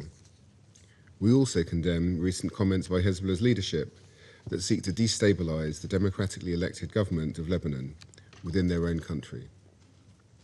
Hezbollah does not speak or act for the people of Lebanon. We are clear that Hezbollah must end attacks on Israel and disarm. President, UNICEF reported that 15 children were killed and 62 injured in Lebanon last week as a result of the conflict. That's 11 children killed or injured every 24 hours. Healthcare workers are also facing death and injury as they carry out their duties. The escalation must end. We call upon all parties to uphold their obligations under international law. Israel's legitimate concerns about the security of their northern communities will not be solved by military escalation. The talks convened by the US between the governments of Israel and Lebanon are the only viable path towards a lasting political settlement and the disarmament of Hezbollah. We warmly welcome these talks, and yet progress is being undermined by both Hezbollah and Israel. All parties must implement a genuine and lasting cessation of hostilities to allow space for real diplomatic progress. We support the efforts of the Lebanese government to extend its authority throughout the country in line with Security Council Resolution 1701, including through the strengthening of Lebanese state institutions and security forces, and the disarmament of Hezbollah. We call for swift implementation. Escalation in Lebanon and across the Blue Line risk further destabilizing Lebanon and undermining critical negotiations to achieve peace across the region. The United Kingdom will continue to support diplomatic efforts that deliver lasting peace and security for both Lebanon and Israel. I thank you. Agradezco a la intervención del Reino Unido y doy la palabra a China. 主席，中方支持安理会举行今天的紧急会议。我感谢波比助理秘书长的通报。日前，黎以局势急剧升级，以色列扩大对黎巴嫩的军事行动，持续扩张所谓安全区，甚至越过利塔尼河占领波福特城堡。这是以军20多年来对黎巴嫩最深入的一次军事行动。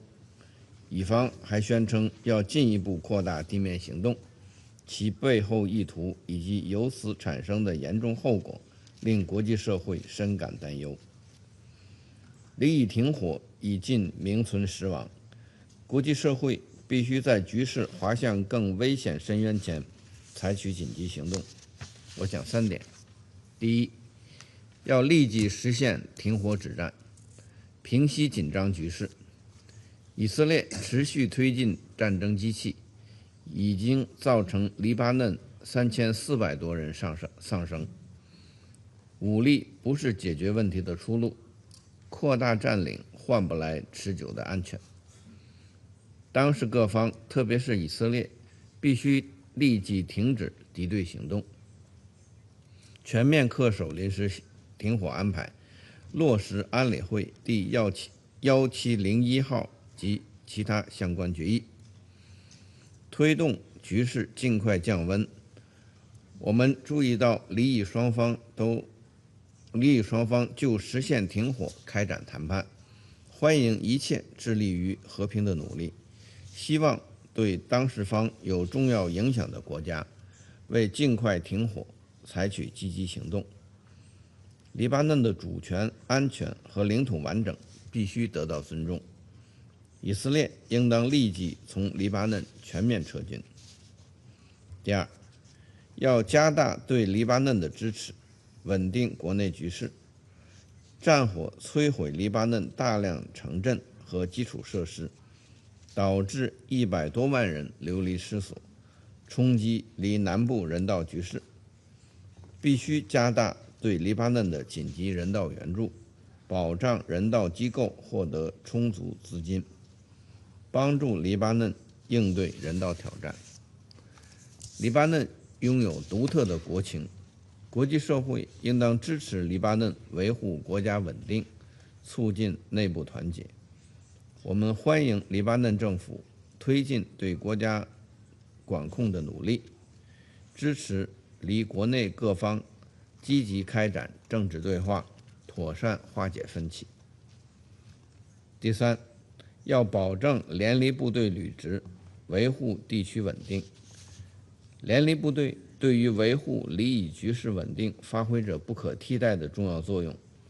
本轮局势升级以来，多次发生联黎部队遇袭和行动受阻事件，中方谴责任何针对维和人员的袭击，敦促各方切实保障联黎部队安全和行动自由，对所有袭击事件严肃问责。联黎部队授权即将结束，安理会必须做出负责任的决策，确保联合国在黎巴嫩的存在，防止出现安全真空。中方愿同各方共同努力，推动早日平息黎以局势，恢复黎巴嫩和中东地区的和平稳定。谢谢主席。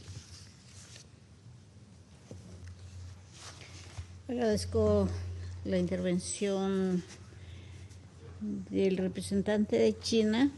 Le doy la palabra a Dinamarca. Thank you, Madam President. And let me also thank Assistant Secretary Povey for her concerning briefing. We supported the call for this meeting, as the situation in Lebanon is growing increasingly critical.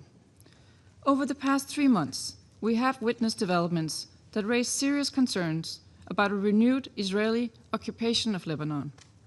The recent military escalation and expansion of ground operations in southern Lebanon beyond the Litani River, reaching as far as Tyre and Nabatea, add to this concern. This represents Israel's deepest military push into Lebanon in 26 years and must stop. While Israel has the right to self-defense, this must be exercised in accordance with international law. We call for full respect for Lebanon's sovereignty, independence, and territorial integrity. This includes withdrawing Israeli forces from South Lebanon. We also reiterate our strong condemnation of Hezbollah's continued attacks against Israel and underline that these attacks must stop immediately. All parties must respect the ceasefire. We continue to support the direct talks between Israel and Lebanon and hope that they can pave the way for lasting peace. We support the re-establishment of a robust monitoring mechanism along the lines of what existed during the ceasefire in 2024 to ensure compliance with the current ceasefire agreement and build trust between the parties. Madam President, Denmark is deeply concerned about the humanitarian and civilian consequences of Israel's military operations in Lebanon. The escalating conflict has created a humanitarian crisis in Lebanon and displaced more than 1 million people, about 20% of the entire Lebanese population. Let me reiterate well-known calls. Safe, secure, and sustained humanitarian access to civilians must be ensured in accordance with the international humanitarian law. Denmark condemns all attacks directed against civilians and civilian infrastructure, including first responders and healthcare personnel. Israel must cease all demolitions of civilian infrastructure. We are also deeply concerned by military operations in and around Lebanon's cultural heritage sites. Cultural property must be protected and must not be used for military purposes. International law must be fully respected at all times. Madam President, Hezbollah has, once again, dragged Lebanon into an unwanted war.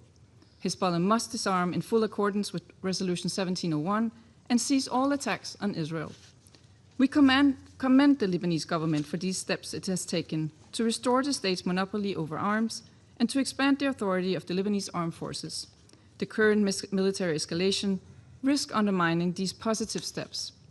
Focus should now be on strengthening the Lebanese armed government and the Lebanese armed forces to enable them to fulfill the disarmament mandate rather than extending the conflict.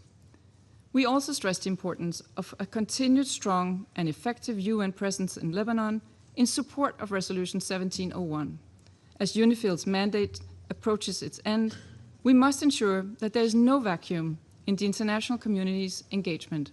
We welcome the Secretary General's report on this question and look forward to its thorough discussion. Madam President, in closing, sovereignty and territorial integrity are not just theoretical principles. They are at the very foundation of the international order we have fought to uphold within this chamber for the last 80 years. What we are witnessing in Lebanon today is what happens when those principles erode. The potential ripple effects for Lebanon, the region, and the credibility of this Council are way too clear. It is our collective responsibility to continue to protect them. I thank you. Doy las gracias a la representante de Dinamarca y doy la palabra a Grecia. Thank you, Madam President, for promptly scheduling today's urgent meeting. I would also like to thank our briefer, Assistant Secretary General Martha Polby, for her thorough remarks.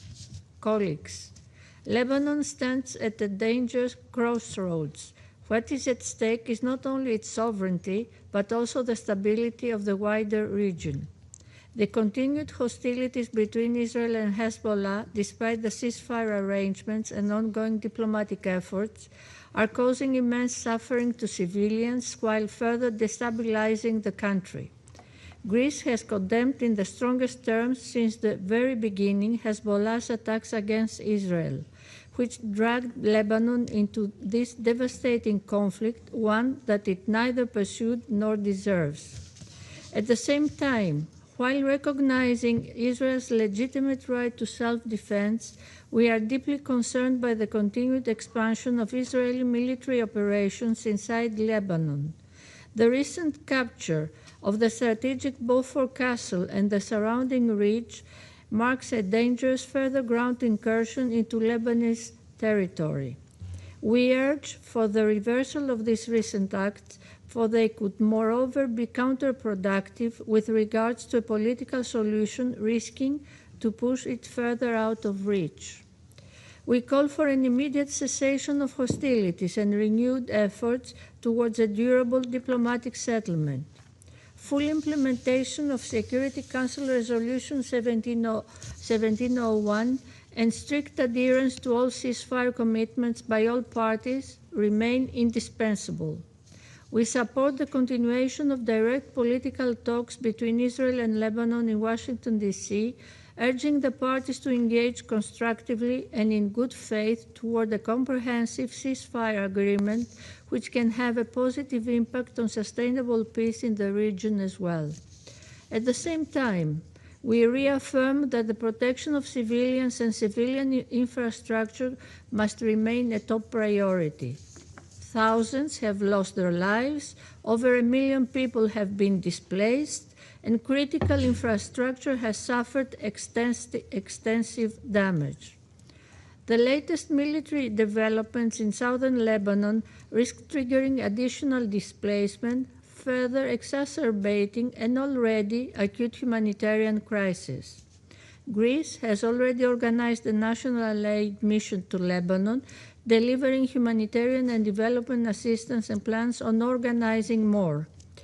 We are also finalizing the allocation of a substantial financial contribution through WHO aimed at strengthening Lebanon's health sector, namely the Hospital of St. George in Beirut, while providing 3 tons of humanitarian aid to Beirut. We stand ready to contribute more to international efforts aimed at supporting Lebanon's recovery, security, and institutional resilience. Madam President, amid the ongoing crisis, we cannot overlook the Lebanese government's efforts to restore the state monopoly over arms and strengthen national institutions under highly unfavorable circumstances. The Lebanese government's decision to fully ban Hezbollah's military activities is a clear token of their determination to deal with demanding issues, and our efforts should focus on supporting them to achieve this goal. A stable and secure Lebanon can only be attained through strong state institutions capable of exercising effective governance across the entire country. The Lebanese government needs and deserves the full support of the international community. Greece will continue to support the efforts of President Aoun and the government of Lebanon. In this regard, we support the LAF bilaterally, and upon request of the Lebanese government, we have procured defense equipment, soon to be followed by a second round of defense material. Last but not least, we reiterate once again our call for the safety and security of UNIFIL personnel who continue to operate under extremely challenging conditions. UN peacekeepers are an essential pillar of stability and a visible expression of the international community's commitment to peace. We strongly condemn all attacks and acts of intimidation against UN peacekeepers, as such actions are contrary to international law and relevant Security Council resolutions. In conclusion, Madam President, should the current military escalation and territorial expansion continue, the outcome is unlikely to bring greater security. Instead, it risks producing further instability, potentially with regional repercussions, additional suffering for civilians, and ever more elusive political solution. We urge all parties to return to the path of diplomacy and dialogue in such a critical moment and to take tangible steps toward de-escalation. Lebanon deserves a future of peace, security, and dignity, free from external interference and internal division. Greece will stand by its side in that effort. I thank you. Gracias a la intervención de Grecia y le cedo la palabra a Letonia. Thank you, Madam President. Allow me to begin by thanking you for convening this meeting at such a short notice, and I also thank France for requesting this meeting in light of the increasing escalation in Lebanon. And I thank Assistant Secretary General Pobe for her briefing. In April, the historic direct talks between Lebanon and Israel offered a glimmer of hope that there is a path towards sustainable stability and peace. And we welcome the ongoing efforts of mediators, notably the United States, that continue advancing this objective. Because stability in the region can only be achieved through political and diplomatic means. Now, regrettably, the cessation of hostilities, agreed on 16th of April, continues to be violated on a daily basis, undermining the efforts of Lebanon's government to extend its authority across the country. Principal obstacle to Lebanon's stability and sovereignty remains Hezbollah, whose actions have repeatedly drawn Lebanon into conflict. And we again unequivocally condemn Hezbollah's attacks against Israel. Hezbollah has repeatedly chosen Iran's interests over those of the Lebanese people. And it must cease its attacks immediately, and Iran must cease its support to Hezbollah and instead support efforts aimed at de-escalation and long-term peace. We reiterate our firm commitment to the sovereignty and territorial integrity of Lebanon. The implementation of the UN Security Council Resolution 1701, including the disarmament of Hezbollah and the extension of the Lebanese armed forces control throughout southern Lebanon, remains prerequisite for achieving lasting peace and security. While Israel has the right to defend itself against attacks launched by Hezbollah against its territory and population, always, military operations must be conducted in accordance with the UN Charter, international law, and international humanitarian law. We call, therefore, upon Israel to halt advance into Lebanese territory and refrain from attacks on heavily populated areas.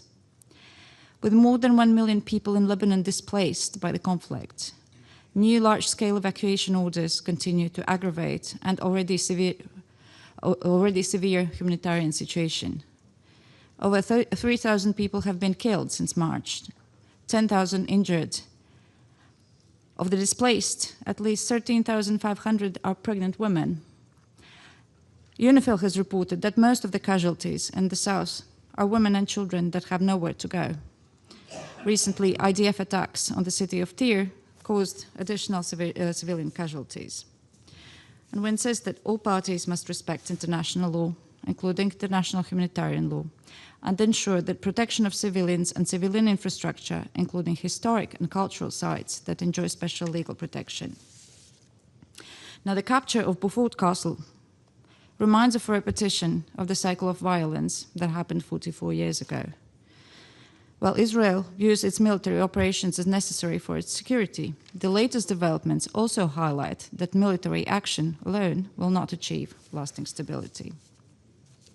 Madam President, continued escalation is weakening Lebanese institutions and reinforcing Hezbollah's resistance narrative, which would not contribute to long-term security and stability for either Israel or Lebanon.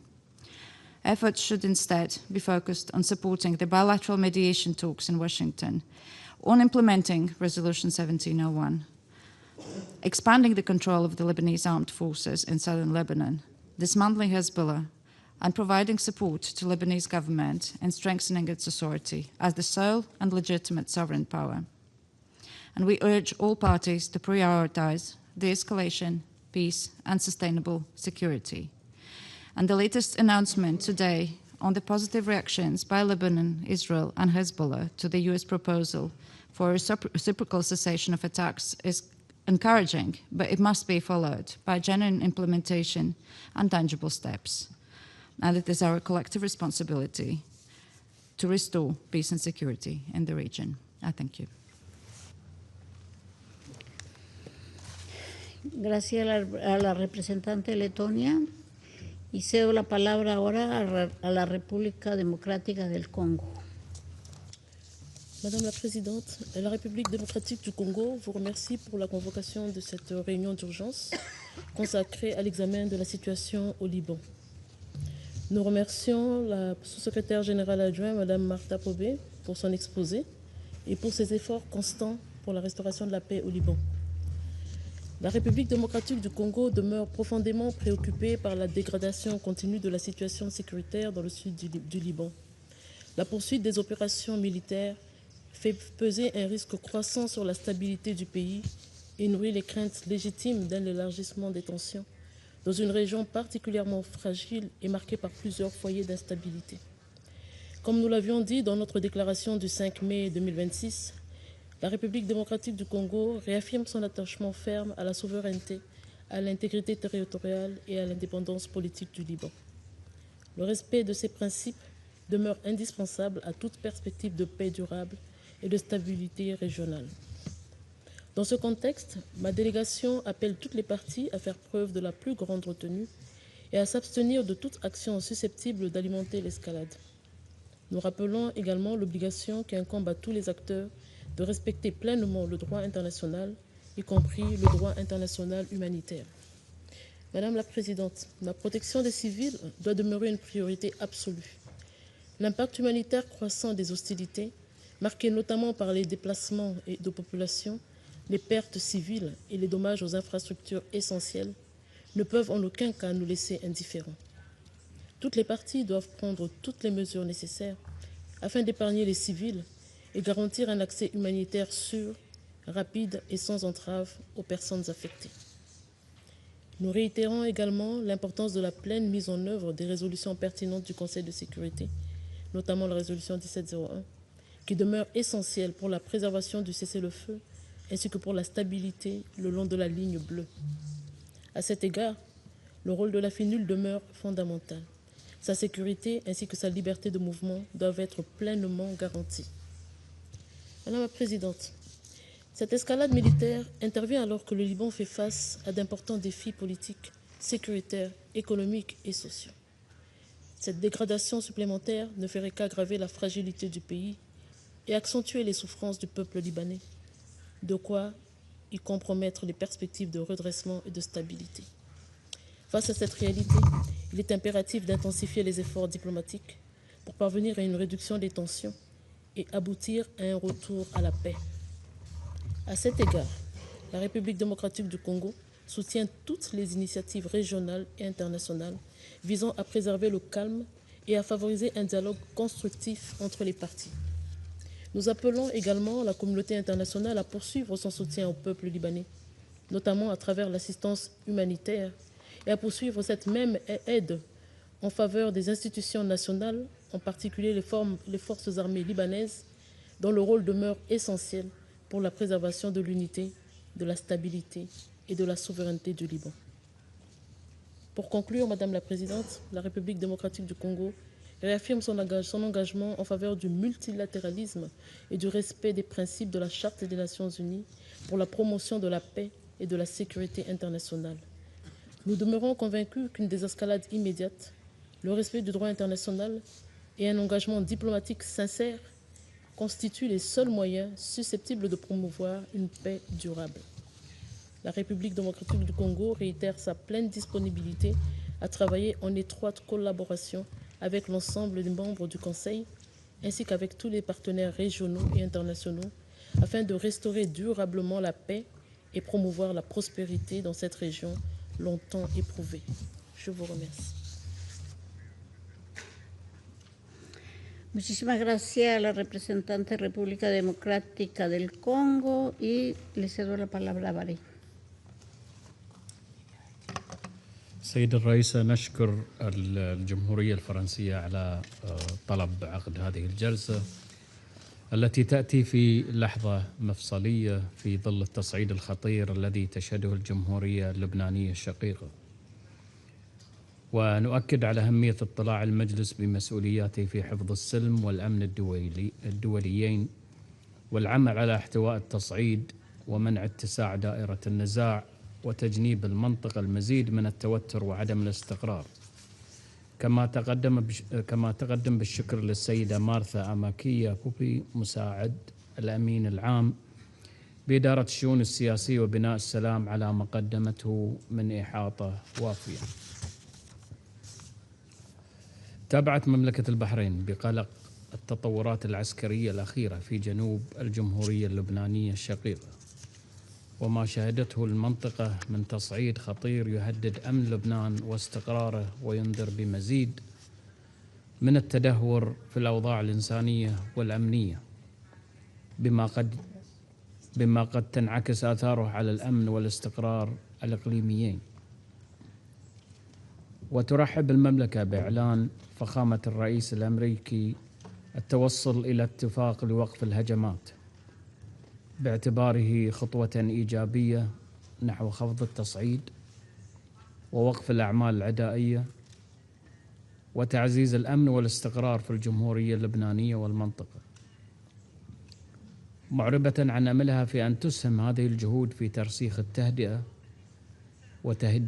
وتهيئة الظروف المواتية للتوصل إلى حلول مستدامة تعزز الأمن والاستقرار وتمهد الطريق نحو تحقيق سلام دائم وشامل ينعكس خيره على شعوب المنطقة كافة. وتحذر المملكة من التداعيات الإنسانية المتفاقمة في لبنان، مؤكدة أن استمرار التصعيد العسكري من شأنه أن يزيد من معاناة المدنيين ويضاعف الأعباء التي يواجهها الشعب اللبناني الشقيق، لا سيما في ظل التحديات الاقتصادية والإنسانية القائمة، كما أن تفاقم النزوح وتضرر الخدمات الأساسية يترك آثاراً إنسانية سلبية على النازحين، ويزيد من معاناة النساء والأطفال الذين يتحملون العبء الأكثر من تبعات النزاع، الأمر الذي يستدعي تكثيف الجهود الدولية لحماية المدنيين وضمان وصول المساعدات الإنسانية بصورة آمنة ومستدامة. وفي هذا السياق تؤكد مملكة البحرين دعمها الثابت لوحدة الجمهورية اللبنانية وسيادتها واستقلالها وسلامة أراضيها، ورفضها لأي انتهاك لسيادتها أو مساس بأمنها واستقرارها أو نشر الفوضى والانقسام، كما تشدد على أهمية احترام قرارات مجلس الأمن ذات الصلة وتضافر الجهود الدولية لوقف العمليات العسكرية وضمان حماية المدنيين ووصول المساعدات الإنسانية دون عوائق وفقا للقانون الدولي والقانون الدولي الإنساني. سيدة الرئيسة، وفي موازاة الجهود الرامية لاحتواء التصعيد، تؤكد المملكة أهمية استكمال مسار تعزيز مؤسسات الدولة اللبنانية وتمكينها من الاطلاع الكامل بمسؤولياتها السيادية والأمنية. وترحب مملكة البحرين بقرار الحكومة اللبنانية المتعلق بحصر السلاح بيد الدولة اللبنانية ومؤسساتها الشرعية، بما في ذلك الإجراءات الرامية إلى إنهاء المظاهر المسلحة الخارجة عن إطار الدولة ونزع سلاح حزب الله وفقا للأطر القانونية والدستورية اللبنانية.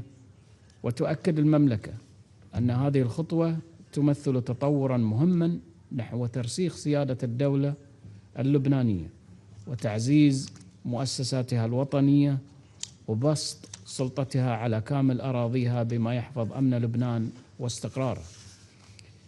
كما تشيد المملكة بالجهود الحثيثة التي تبذلها الولايات المتحدة الأمريكية في إطار الوساطة والمساعي الدبلوماسية الرامية إلى تثبيت الاستقرار ومنع اتساع دائرة النزاع، وتؤكد دعمها للمسار التفاوضي بين الجمهورية اللبنانية ودولة إسرائيل، معربة عن تطلعها إلى أن يفضي هذا المسار إلى نتائج ملموسة تسهم في تعزيز الأمن والاستقرار واحترام سيادة الجمهورية اللبنانية ووحدة أراضيها وترسيخ أسس السلام في المنطقة بما يحقق تطلعات شعوبها إلى التنمية والازدهار. السيدة الرئيسة، تجدد مملكة البحرين تأكيدها على أهمية التنفيذ الكامل للقرار 1701 وكافة القرارات الدولية ذات الصلة بما يكفل احترام سيادة الجمهورية اللبنانية وسلامة أراضيها وترتيبات وقف الأعمال العدائية. كما تؤكد المملكة أهمية مواصلة دعم الجيش اللبناني والقوى الأمنية الرسمية وتمكينها من الاطلاع بمسؤولياتها الوطنية وبسط سلطة الدولة اللبنانية على كامل أراضيها بما يحفظ سيادة لبنان ووحدته الوطنية ويعزز أمنه واستقراره.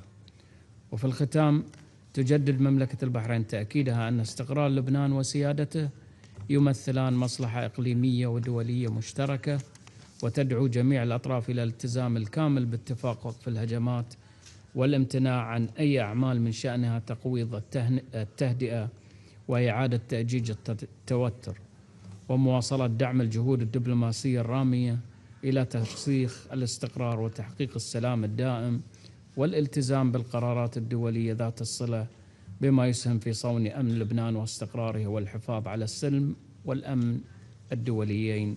وشكرا السيد الرئيس. Muchas gracias por su intervención a Bahrein. Quiero darle la palabra a Somalia.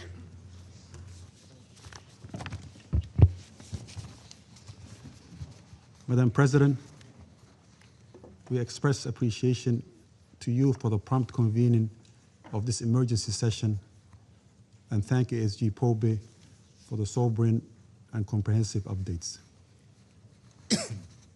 My delegation views the renewed military escalation in southern Lebanon and around Beirut's southern suburbs with utmost gravity and alarm. So are the continued violations across the blue line and the risk of wider regional confrontation. Since March 2nd, 2026, the human cost has been staggering, with the death toll now surpassing 3,000 civilians and nearly 10,000 injured. Over 1 million people have been displaced, including hundreds of thousands of children. The humanitarian situation has become a catastrophe. We condemn the systematic and deliberate destruction of civilian infrastructure, particularly in densely populated residential areas. The protection of civilians and civilian infrastructure, including schools, hospitals, and homes, are non-negotiable obligations enshrined under international humanitarian law. We call on the occupying power to adhere fully to its legal and moral obligations under international humanitarian law and international human rights law. Madam President, the deepening occupation of Lebanese territory and the declared intent to establish a permanent security buffer zone sets a dangerous move towards unilateral territorial expansion. We specifically deplore the occupying force capture of the historic Beaufort Castle, as well as the evacuation orders for all residents south of the Zahrani River, signaling plans of further northward advancement. Lebanon must not be treated as a theater for proxy confrontations or unilateral territorial expansion. The ongoing Israeli violations of Resolution 1701 continue to undermine regional stability and erode the prospect for sustainable peace and development in Lebanon and beyond.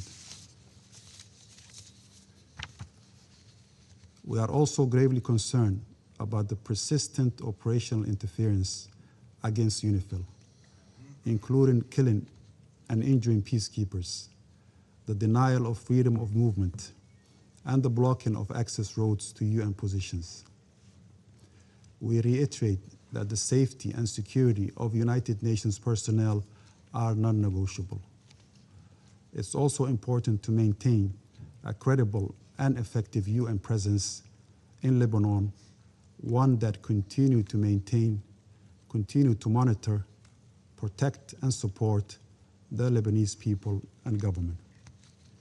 Madam President, while we take note that new ceasefire talks are scheduled for June 2nd and 3rd in Washington, the immediate priority is de-escalation and return to a credible, monitored, and sustainable cessation of hostilities. It requires disciplined diplomacy before the risk becomes irreversible.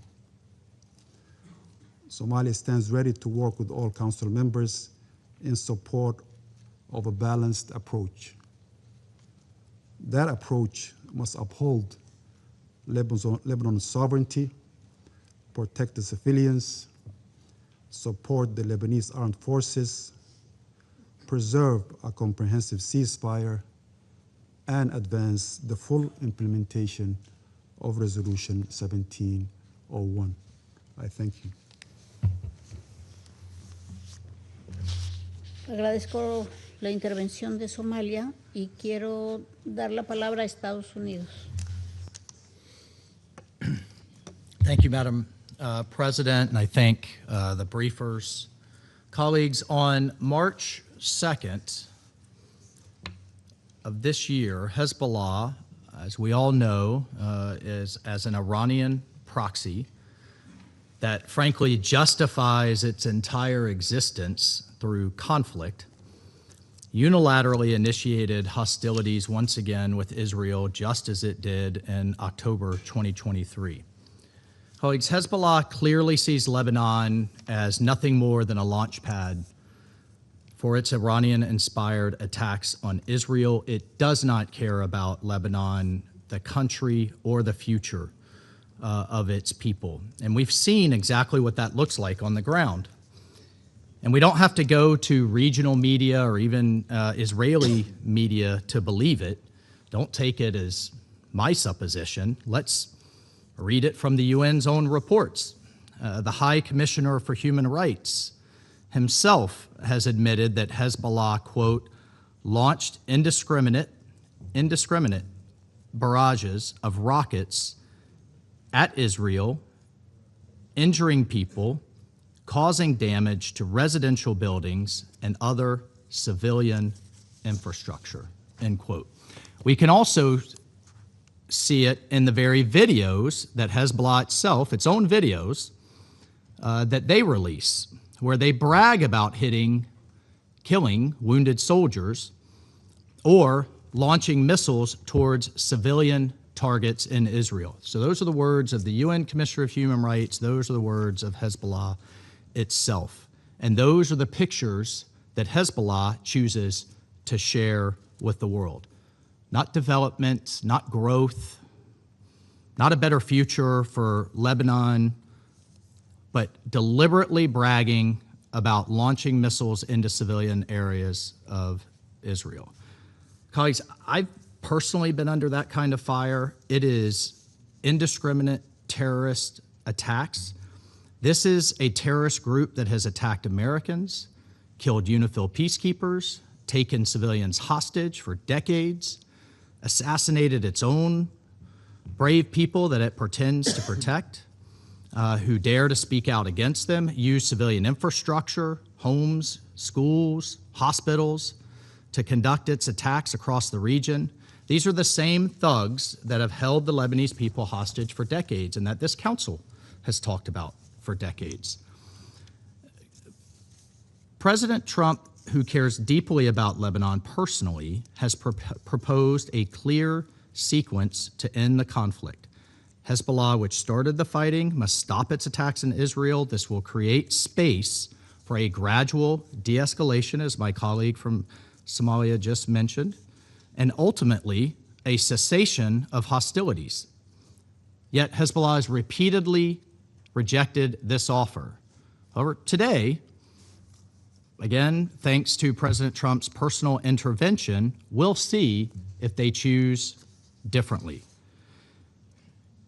But still, Hezbollah has not only rejected the Lebanese government's demands for a ceasefire, it has even recently threatened to overthrow it.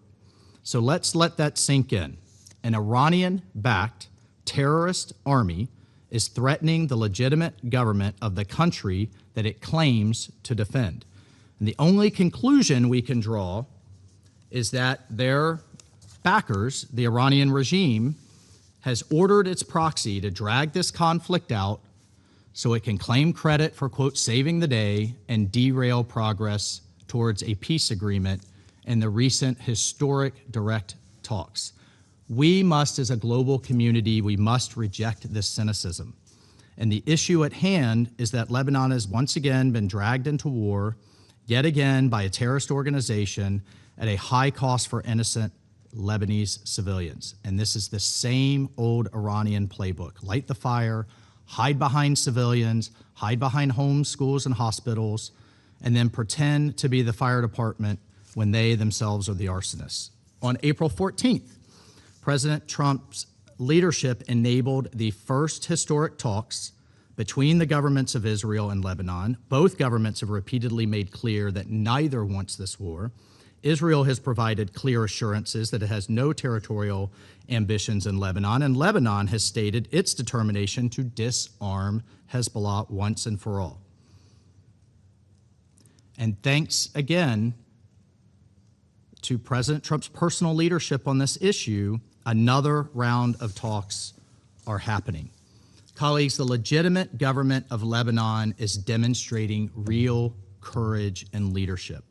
They are trying, finally, to free their country from a terrorist organization that answers to Tehran, does not care about the suffering of its people, and we are backing the Lebanese government's efforts to make Lebanon great again. And that is what leadership looks like. That is what diplomacy is supposed to do: create space for peace, put pressure on the problem, and give legitimate governments a chance to act. And the way to support de-escalation that we all aspire to, and the way to support peace, is by focusing on the reason that this conflict started and continues. Both will come quickly. Both de-escalation and peace will come quickly if Hezbollah immediately ceases its attacks, as apparently it's promised, and the government of Lebanon asserts its full sovereignty, rebuilds, and brings its people home. Colleagues, the path is clear. Hezbollah stops attacking Israel, the Lebanese armed forces and the legitimate government of Lebanon assert control over Lebanese territory, and Iran stops using Lebanon as a forward operating base. And the Lebanese people, who have suffered for far too long, finally get a chance to rebuild a country that belongs to them, not Hezbollah, not its thug leadership, and certainly not to Tehran. I thank you, Madam President. Muchas gracias a Estados Unidos por su intervención y quiero darle la palabra a Liberia. Thank you. Thank you, Madam President. Liberia thanks the Assistant Secretary General for her briefing. Excellencies, there is a particular burden in extending hope to people in distress without delivering on it. The recounted statistics, including by many of you around this table, of the ongoing worsening situation in Lebanon is troubling. Today, we meet not only in the face of a serious deteriorating conflict, but also in the shadow of commitments that have not yet been fulfilled for a people that have endured repeated hardship and disappointments. As we have heard from the Assistant Secretary General, the April 17 ceasefire, recently extended, is now under severe strain. With Israeli forces reportedly crossing the Litani River and seizing Beaufort Castle, we are witnessing an unfortunate erosion of confidence in the diplomatic process. Let's be clear. Diplomatic negotiations cannot be meaningfully advanced while realities on the ground are being altered through military actions inside the territory of a sovereign state. My country's own history of state collapse, armed non-state factions, and the long road of security sector reform informs our perspective, which is that to move forward, this Council must confront the three structural frictions undermining a resolution, namely, a Lebanese sovereignty deficit, an Israeli security deficit, and an international credibility deficit. These combine to compel, in our view, these realities. First, Lebanon has a legitimate sovereignty claim. Israel cannot indefinitely conduct military operations inside Lebanon. Non-state actors must be disarmed. Israeli security and Lebanese sovereignty are not competing objectives. They are mutually dependent. And as we've heard from the briefers, to continue on the current course is to subject the region to an unacceptable choice between recurring escalation and prolonged instability, neither of which offers a credible basis for peace, civilian protection, or regional security and stability, which continues to be a focus of this Council. Liberia makes the following calls, consistent with resolutions of this Council, including an immediate cessation of offensive operations and a freeze on all force movements overseen by enhanced UNIFIL monitoring and public reporting.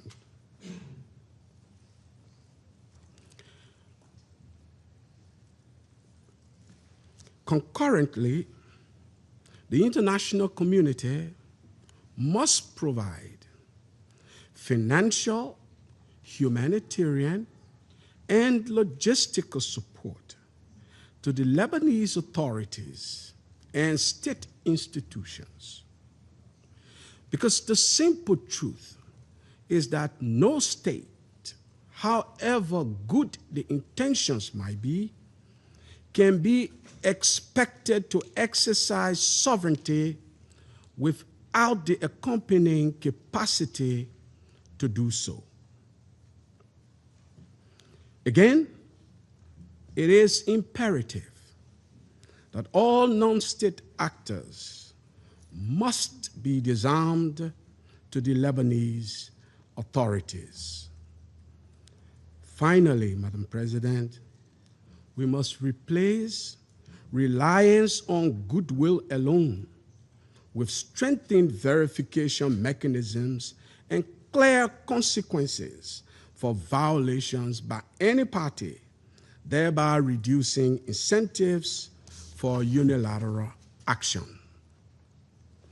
With UNIFIL's mandate concluding in December of this year, we cannot and must not wait for a vacuum to exist. The Secretary General's option paper, which is due this month, must be received with the required urgency and diplomatic action of this Council, demonstrating a commitment to ongoing diplomatic initiatives, improving those initiatives, as well as the sovereignty and territorial integrity of Lebanon. The world is watching closely to see whether this council can respond with unity, seriousness, and purpose. We must not fall short of that responsibility to that troubled region, certainly not to Lebanon, and definitely work for the peace of that region. I thank you, Madam President.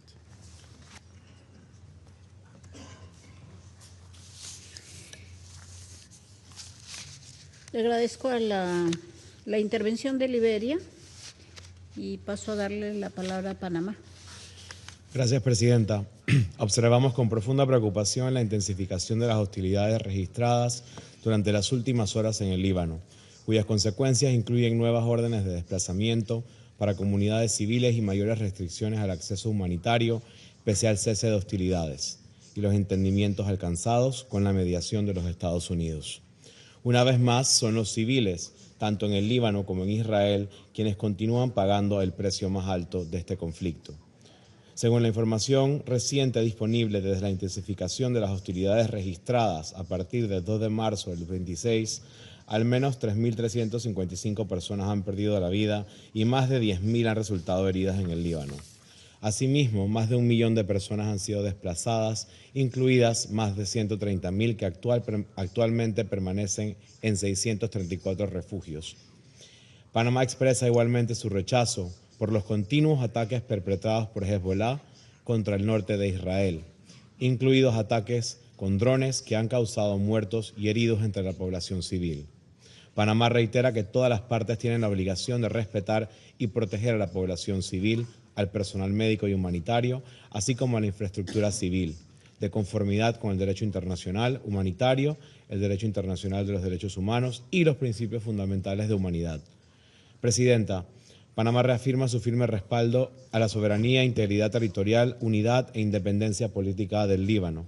Reconocemos igualmente los esfuerzos que continúa realizando el gobierno libanés bajo el liderazgo del presidente Joseph Aoun, así como las Fuerzas Armadas libanesas, para preservar la estabilidad del país en circunstancias extraordinariamente complejas. En momentos como el actual, resulta fundamental continuar fortaleciendo las capacidades de instituciones estatales libanesas y de respaldar los esfuerzos orientados a consolidar la autoridad legítima del Estado en todo el territorio nacional. Valoramos la disposición mostrada por las autoridades libanesas e israelíes para participar en mecanismos de diálogo y negociación orientados a reducir tensiones y a abordar cuestiones pendientes. Alentamos a preservar y fortalecer estos esfuerzos, pues ofrecen una vía constructiva para avanzar hacia una mayor estabilidad y seguridad en la región. Al mismo tiempo, reiteramos nuestro pleno apoyo a la Fuerza Provisional de las Naciones Unidas en el Líbano e insistimos en que la seguridad, integridad y libertad de movimiento de su personal y la protección e inviolabilidad de sus instalaciones deben ser plenamente respetadas por todas las partes. Cualquier ataque, amenaza o interferencia contra la misión es inaceptable.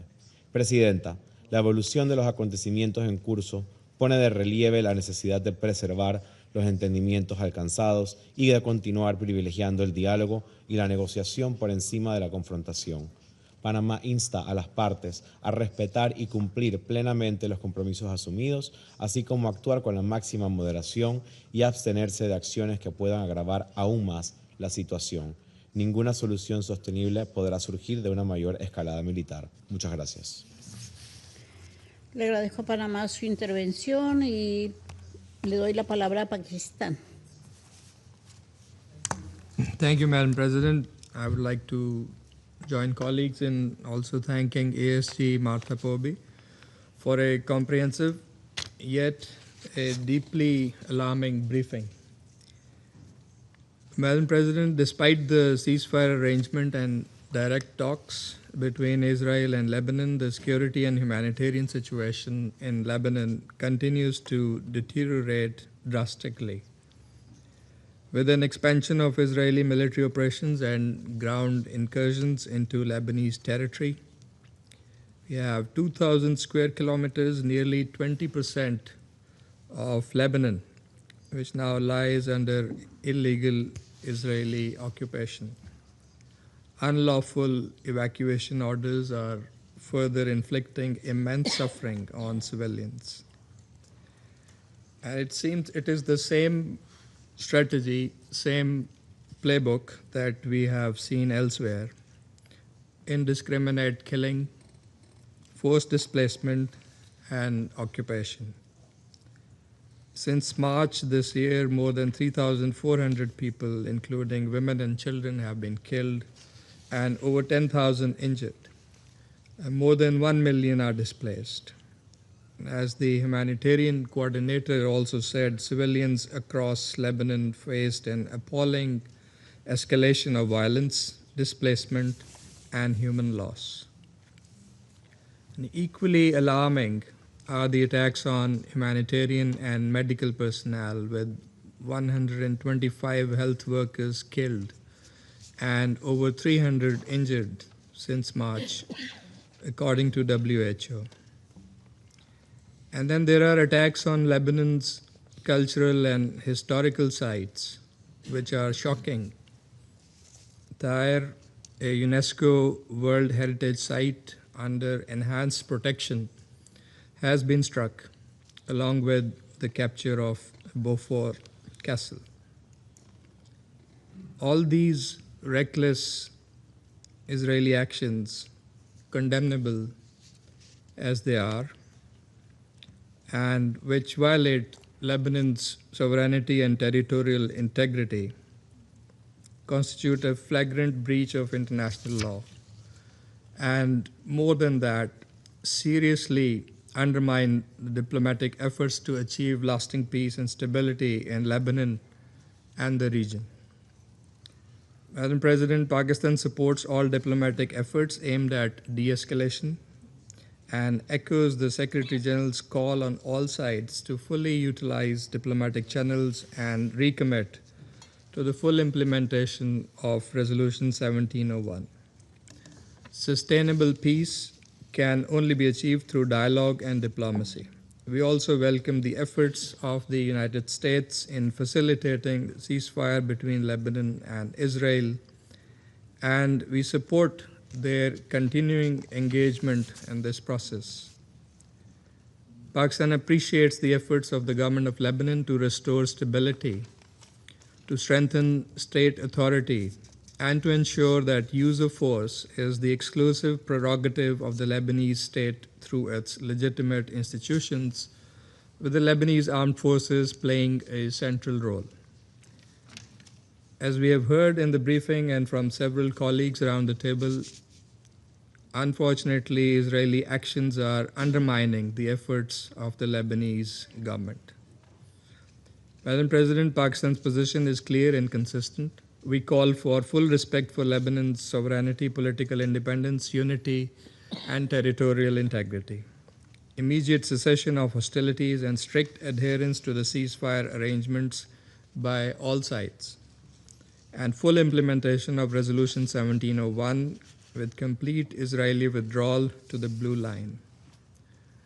In the complex, interconnected theaters of conflict, a stable, peaceful Lebanon is essential for regional peace and security. The international community must act with urgency to prevent further escalation and advance a diplomatic solution consistent with international law and UN Charter. Pakistan stands in solidarity with the people of Lebanon and the government of Lebanon and will continue to support all efforts aimed at promoting peace, stability, and hope in the region. I thank you. Gracias a la intervención de Pakistán. Quiero agradecer a los traductores que nos acompañan para poder continuar nosotros con esta reunión. Muchas gracias. Ahora formularé una declaración en mi calidad de representante de Colombia. Agradezco a la señora Marta Povy secretaria general adjunta para África, por su presentación. Deseo agradecer a Francia por solicitar esta reunión, llamado que Colombia apoyó ante la gravedad de la situación. Doy la bienvenida al representante permanente del Líbano y saludo a las delegaciones que nos acompañan. Colombia expresa su solidaridad con el pueblo libanés y condena categóricamente todos los actos de agresión y de ocupación israelí en todo el territorio del Líbano. Las recientes declaraciones de Netanyahu denotan una intención clara de continuar su campaña expansionista ilegal bajo el supuesto de que puede continuar actuando con impunidad. La ampliación de la ofensiva terrestre, la toma de Beaufort y los nuevos ataques realizados en ciudades al norte del río Litani constituye una violación clara al derecho internacional, incluida la Carta de las Naciones Unidas. Las acciones desplegadas por Israel bajo la falsa premisa de reforzar su seguridad han generado un impacto humanitario de enorme gravedad y debemos recordar que los principios de distinción, proporcionalidad y precaución no son fórmulas teóricas. Como ocurre siempre, la población civil es quien sufre las consecuencias más severas. El Consejo no puede seguir ignorando los reportes de días recientes sobre civiles heridos por ataques aéreos israelíes mientras acataban órdenes de evacuación. Estos hechos, así como las órdenes ilegales, desplazamiento masivo, los ataques previos registrados contra miembros de UNIFIL, periodistas y personal sanitario, son violaciones al derecho internacional humanitario atribuibles a Israel y pueden constituir crímenes de guerra. Garantizar la rendición de cuentas es una responsabilidad de toda la comunidad internacional. En paralelo, mi delegación reconoce las acciones del gobierno libanés para alcanzar un cese al fuego por la vía negociada y cumplir con sus compromisos. Sin embargo, la agresión de Israel erosiona los esfuerzos diplomáticos y pone en riesgo la política interna del país. Colombia insta a todas las partes a abstenerse de todas las acciones contrarias al derecho internacional, incluida la Carta de las Naciones Unidas y el derecho internacional humanitario, y a implementar las resoluciones pertinentes del Consejo de Seguridad, en particular la resolución 1701. En ese sentido, mi país reitera su llamado a un cese al fuego definitivo, inmediato y efectivo, y al respeto pleno de la independencia política, la soberanía, la unidad y la independencia política del Líbano. Para terminar, Colombia reitera una vez más que la violación sistemática del derecho internacional por parte de Israel debe detenerse. Los ataques de Israel contra el Líbano siguen el mismo patrón de lo que hemos estado viendo en Gaza durante los últimos años. La expansión de una campaña de desplazamiento masivo y limpieza étnica que buscan expandir de manera permanente la ocupación ilegal y la anexión territorial en toda la región. Lo que sucede hoy es el producto de la aplicación selectiva del derecho internacional y la impunidad con la que se le ha permitido actuar al régimen de Netanyahu. La comunidad internacional tiene la obligación de actuar ante violaciones graves del derecho internacional, garantizando la rendición de cuentas en defensa de la dignidad humana y la vida misma.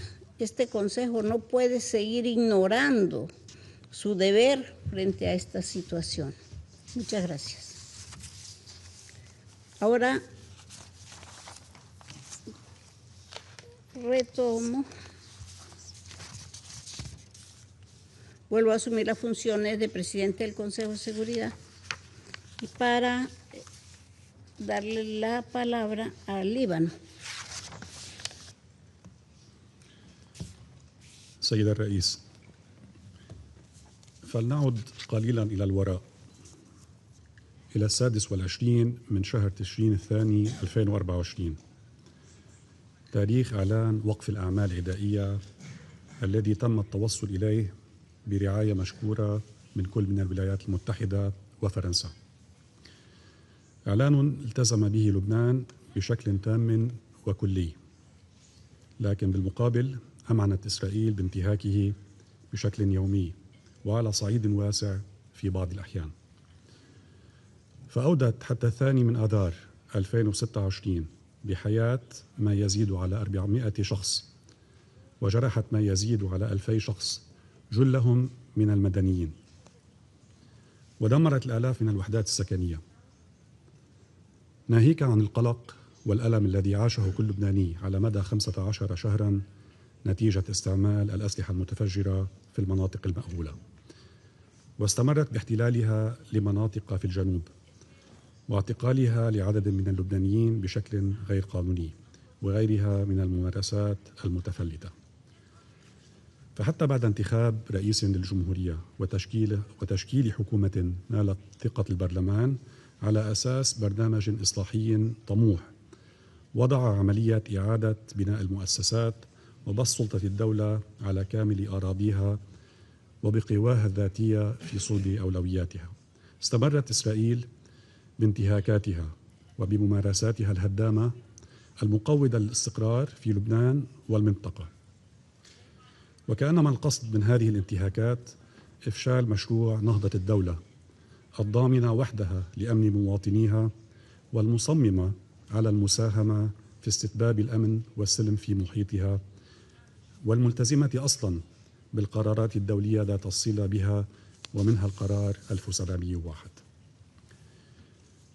السيد الرئيس، مؤخراً وبعد الثاني من آذار 2026 لم تتوانى الحكومة اللبنانية عن تحمل مسؤولياتها، واتخذت جملة إجراءات وقرارات جذرية نابعة حصراً من مصلحة لبنان واللبنانيين، ورافضة تحويل لبنان إلى ساحة لتصفية الحسابات الخارجية بعد أن جر لبنان واللبنانيين إلى آتون حرب لم يختاروها.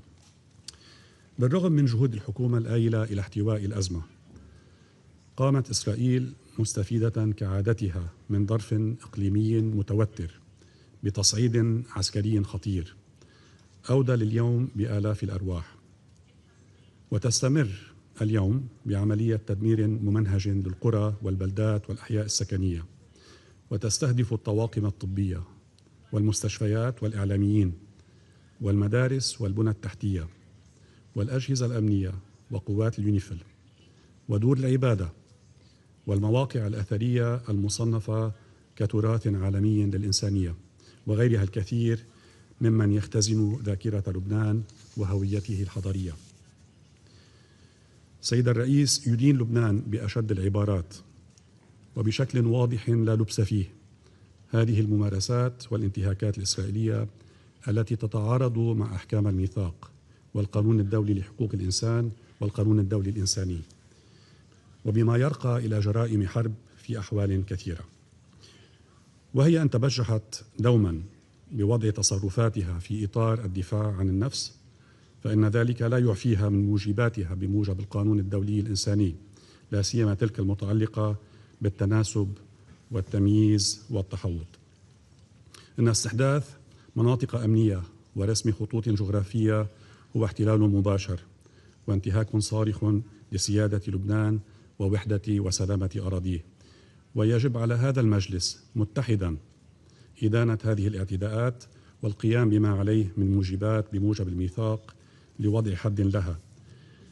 فلم تعد نوايا الحكومة الإسرائيلية خفية على أحد، وهي ترد في تصاريح مسؤوليها ودعواتهم بضرورة توسعة رقعة الاعتداءات واحتلال أجزاء أوسع من لبنان، وهذا لا شك نتيجة للعجز الجماعي عن إنتاج الحلول وغياب المساءلة والمحاسبة اللذين يغذيان ثقافة الإفلات من العقاب التي بدورها تدفع بالفاعل إلى ارتكاب الجريمة عينها مرات ومرات.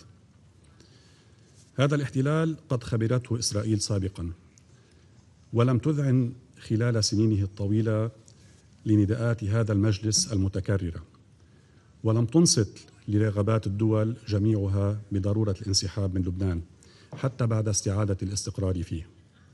وهذا الاحتلال خلال فترة وجوده لم يترك خطيئة بحق الإنسانية إلا وارتكبها، ما ولد دورات من العنف نتيجتها الوحيدة خلق ثقافة قائمة على عدم قبول الآخر ورفض الحوار والبحث عن حلول مؤقتة بدلا من استدامة الحلول ومعالجة المشكلات من جذورها. هنا وبمقابل منطق العنف السائد السيد الرئيس، فلنعد أيضا إلى مبادرة فخامة رئيس الجمهورية اللبنانية يوم 9 آذار الماضي، ولينظر هذا المجلس الموقر مجددا بمضمون هذه المبادرة القائمة بداية على التهدئة ووقف النار، ومن ثم تعزيز قدرات الدولة التي ورثت تركة ثقيلة نتيجة تقاطعات إقليمية على مدى عقود من الزمن كي تتمكن من القيام بما عليها، ليصار بعدها إلى حوار جدي وصولا إلى الحلول الدائمة والمستدامة. ولا بد لي هنا من أن أثمن مجددا مبادرة الرئيس الأمريكي دونالد ترامب والإدارة الأمريكية على جهودها البناءة والهادفة إلى إعطاء المسار الدبلوماسي فرصة، بما فيه الجهود التي يبذلها الرئيس ترامب شخصيا اليوم بهدف خفض التصعيد. ونؤكد على التزام لبنان بتوفير ظروف ومتطلبات نجاحها انطلاقا من الثوابت الوطنية التي تبدأ بوقف الاعتداءات الإسرائيلية والانسحاب الكامل وعودة الأسرى وإعادة الأعمار وعودة أهلنا المهجرين قسرا. إن التزام إسرائيل بوقف كامل وفعلي للنار يمثل المدخل الضروري لالتزام الدولة اللبنانية بسط سلطتها وسيطرتها على كامل أرضها وحدودها، وهي تتعهد أي الدولة اللبنانية بأن تكون وحدها بعد ذلك موضع مساءلة ومحاسبة عن أي خرق. فهذا الهدف اللبناني الجامع الذي أكده مجلس الوزراء يوم 2 آذار الماضي ظل متعثرا نتيجة عدم التزام إسرائيل بمقتضيات إعلان 26/2/2024. إن هذا المسار هو الوحيد القادر على تحقيق الأمن والسلم على حدودنا الدولية، على عكس أوهام الانتصارات العسكرية من جهة أو الصفقات الإقليمية الثنائية من جهة أخرى.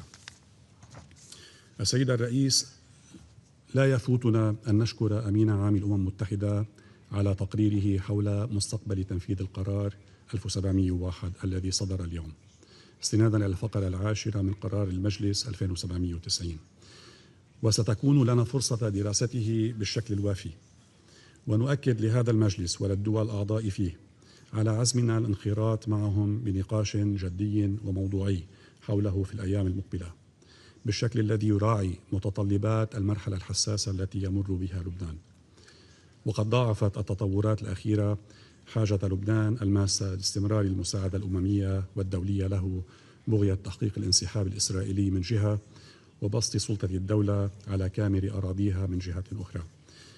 السيد الرئيس، أشكر جميع الدول التي عبرت عن تضامنها مع لبنان وشعبه إزاء ما يتعرضان له ولما قدمته من دعم سياسي أو إنساني لتخفيف وطأة الأزمة عن جميع اللبنانيين ولا سيما المهجرين قسرا منهم. ولا يفوتني أن أهنئكم السيد الرئيس على توليكم رئاسة المجلس لهذا الشهر، كما نشكر فرنسا على دعوتها لهذه الجلسة الطارئة، وكذلك السيدة مارتا بوبي على الإحاطة التي تقدمت بها. شكرا السيد الرئيس. Gracias al Líbano por su intervención y quiero ceder la palabra a Israel. Madam President, first I would like to thank Assistant Secretary General Marta Pobi for her briefing. We meet today because Israel is once again being asked to explain why it is defending itself. So let me begin clearly. Israel did not wake up one morning and decide to enter Lebanon because we want to do it. We don't want escalation. We don't seek Lebanese territory. Israel does not seek conflict with the Lebanese people. The problem is Hezbollah. And the last three speakers in this room failed to mention Hezbollah, the Pakistani ambassador, Madam President, and the Lebanese ambassador. Like, no one can actually name it. But that is the reason we had no choice to enter Lebanon. The problem is Hezbollah. Name them. On March 2nd, Hezbollah chose to fire on Israel. No provocation. And they did it not to defend Lebanon, not to help the Lebanese people, not to build a better future for the region. Hezbollah fired on us to serve Iran. They got instructions from Tehran. And it continues to get instructions from Tehran. While the Iranian regime, they delayed the negotiations, they stalled diplomatic progress, and they buy time for its proxies, Hezbollah is doing on the ground what Iran wants it to do. It is keeping the fire alive. It is keeping Lebanon hostage. It is keeping northern Israel under attack. That is why Israel had to act.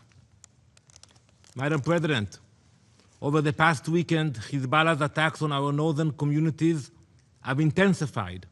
We have seen the heaviest levels of fire since the April ceasefire. But let's be honest for a minute. For the people of northern Israel, this has not been a ceasefire.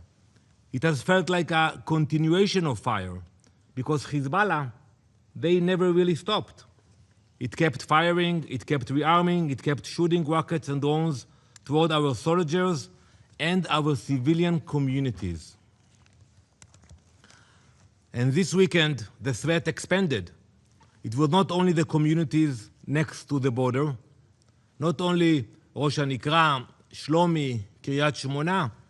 The fire this last weekend reached deeper.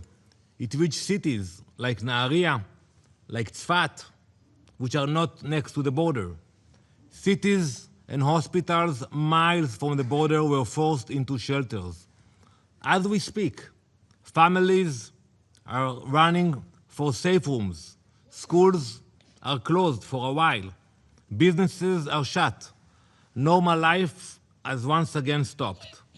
Thousands of school children are home today in northern Israel because Hezbollah has made it impossible for them to go safely to school. Since March 2nd, Hezbollah has fired approximately 10,000 rockets. Think about that number, 10,000 rockets at Israel. There have been at least 75 rocket impact sites inside Israeli territory. Hezbollah has launched around 300 drones. Some of us participated in a very important stakeout 2 hours ago about one drone in Romania. We are talking about 300 drones. And all of this is being carried out by a terrorist army that has entrenched itself across southern Lebanon in direct violation of Resolution 1701. Today, more than 2,500 Hezbollah terrorists are operating south of the Litani River, with thousands more positioned further north. They have turned villages into military positions. We know that. We see that. We are paying a heavy price, Madam President. Just today, Dr. Uri Yosef Sylvester, a military doctor, was killed by a Hezbollah drone. Overnight, Adam Tsarfati, a 20-year-old soldier, was killed by a Hezbollah drone. Earlier this week, 21-year-old Mikhail Tyukin was killed by a Hezbollah drone. Mikhail was an only child who moved with his mother from Ukraine 6 years ago. Hezbollah attacks both our soldiers and our civilians. Just yesterday, Hezbollah's suicide drone struck a building in the peaceful town by the name of Bet Hillel in the Upper Galilee. It wasn't a military base. It's a beautiful place in the Galilee. Over the weekend, families on the beach in the city of Nahariya were forced to run for cover as Hezbollah missiles and drones targeted northern Israel. This has become the reality of daily life in Israel. So let's talk about the drones for 1 minute. Because when people speak about drones, you know, it sounds something distant, like a toy, something technological, abstract. For Israel, there is nothing abstract about it. This is an example of a drone used by Hezbollah. Look at it. This is what we are dealing with. Now, Hezbollah are using different kinds of drones. Few of them with fiber optic. These drones weigh less than 2 kilograms. You can get them online. Very easy. It flies low. It is very difficult to detect. And by the time you hear it above your head, it's too late. It can fly undetected for tens of miles. And all of a sudden, you see it above your head. A thin cable is what makes this drone different. It does not rely on a radio signal. It cannot be easily jammed, unfortunately. It gives the operator a live video feed and direct control until impact. They can guide it through a window into a vehicle. This is a modern warfare, cheap, precise, deadly. Imagine for a moment that swarms of drones were headed toward your cities. Not our cities, your communities. I asked my colleague from France, if France were under attack from Spain, would it hesitate to take action? Would you wait until the drones were buzzing over Paris and you hear them? Would you wait until they explode? Or would you do what every responsible government does and eliminate the threat? Israel has made its choice. We will not wait for these drones to detonate. We will not wait for more funerals. The drone threat is a challenge. We have to admit it. But it is a challenge we will overcome. We are now investing a lot on it. Our best minds are already working on the technologies and tactics needed to defeat it. And we will find a solution for that. But until then, we cannot wait for the next one to cross the border. We will continue to neutralize the threat before it reaches our people. Madam President, instead of helping ensure that Resolution 1701 is finally implemented, some members of this Council, including yourself, seem more interested in condemning Israel's response than confronting the terrorists creating the danger. Instead of demanding that Hezbollah disarm, they demand that Israel stand down. President Macron recently said, and I quote, that nothing justifies the escalation in southern Lebanon. Nothing? Not the swarms of drones? Not the 10,000 rockets fired at our people? If that is not justification, what is? Israel did not start this escalation. Hezbollah did. And Israel will not apologize for defending itself. Israel does not seek Lebanese territory. We left Lebanon, Mr. Ambassador, in 2000 because we did not want to stay there. And today we do not want to stay there. Israel and Lebanon are engaged in historic direct talks with American mediation because we believe a better future is possible. Those talks continue despite the challenges today. Our commitment to them continues. But make no mistake, Israel will not sit by while Hezbollah rearms, retrains, and fires the next attack. As long as Hezbollah threatens our citizens, Israel will act wherever necessary to defend them, south of the Litani, north of the Litani. If there is no quiet in northern Israel, there will be no quiet for Hezbollah. If our children are running to shelters, Hezbollah's leadership will not enjoy safe haven, not in southern Lebanon, not in Beirut. No terrorist will have immunity. The path to peace is not complicated. We know it. We know what it takes. The complete disarmament of Hezbollah, a strong Lebanese state, a strong Lebanese armed forces, one government, one army, one sovereign authority. Thank you.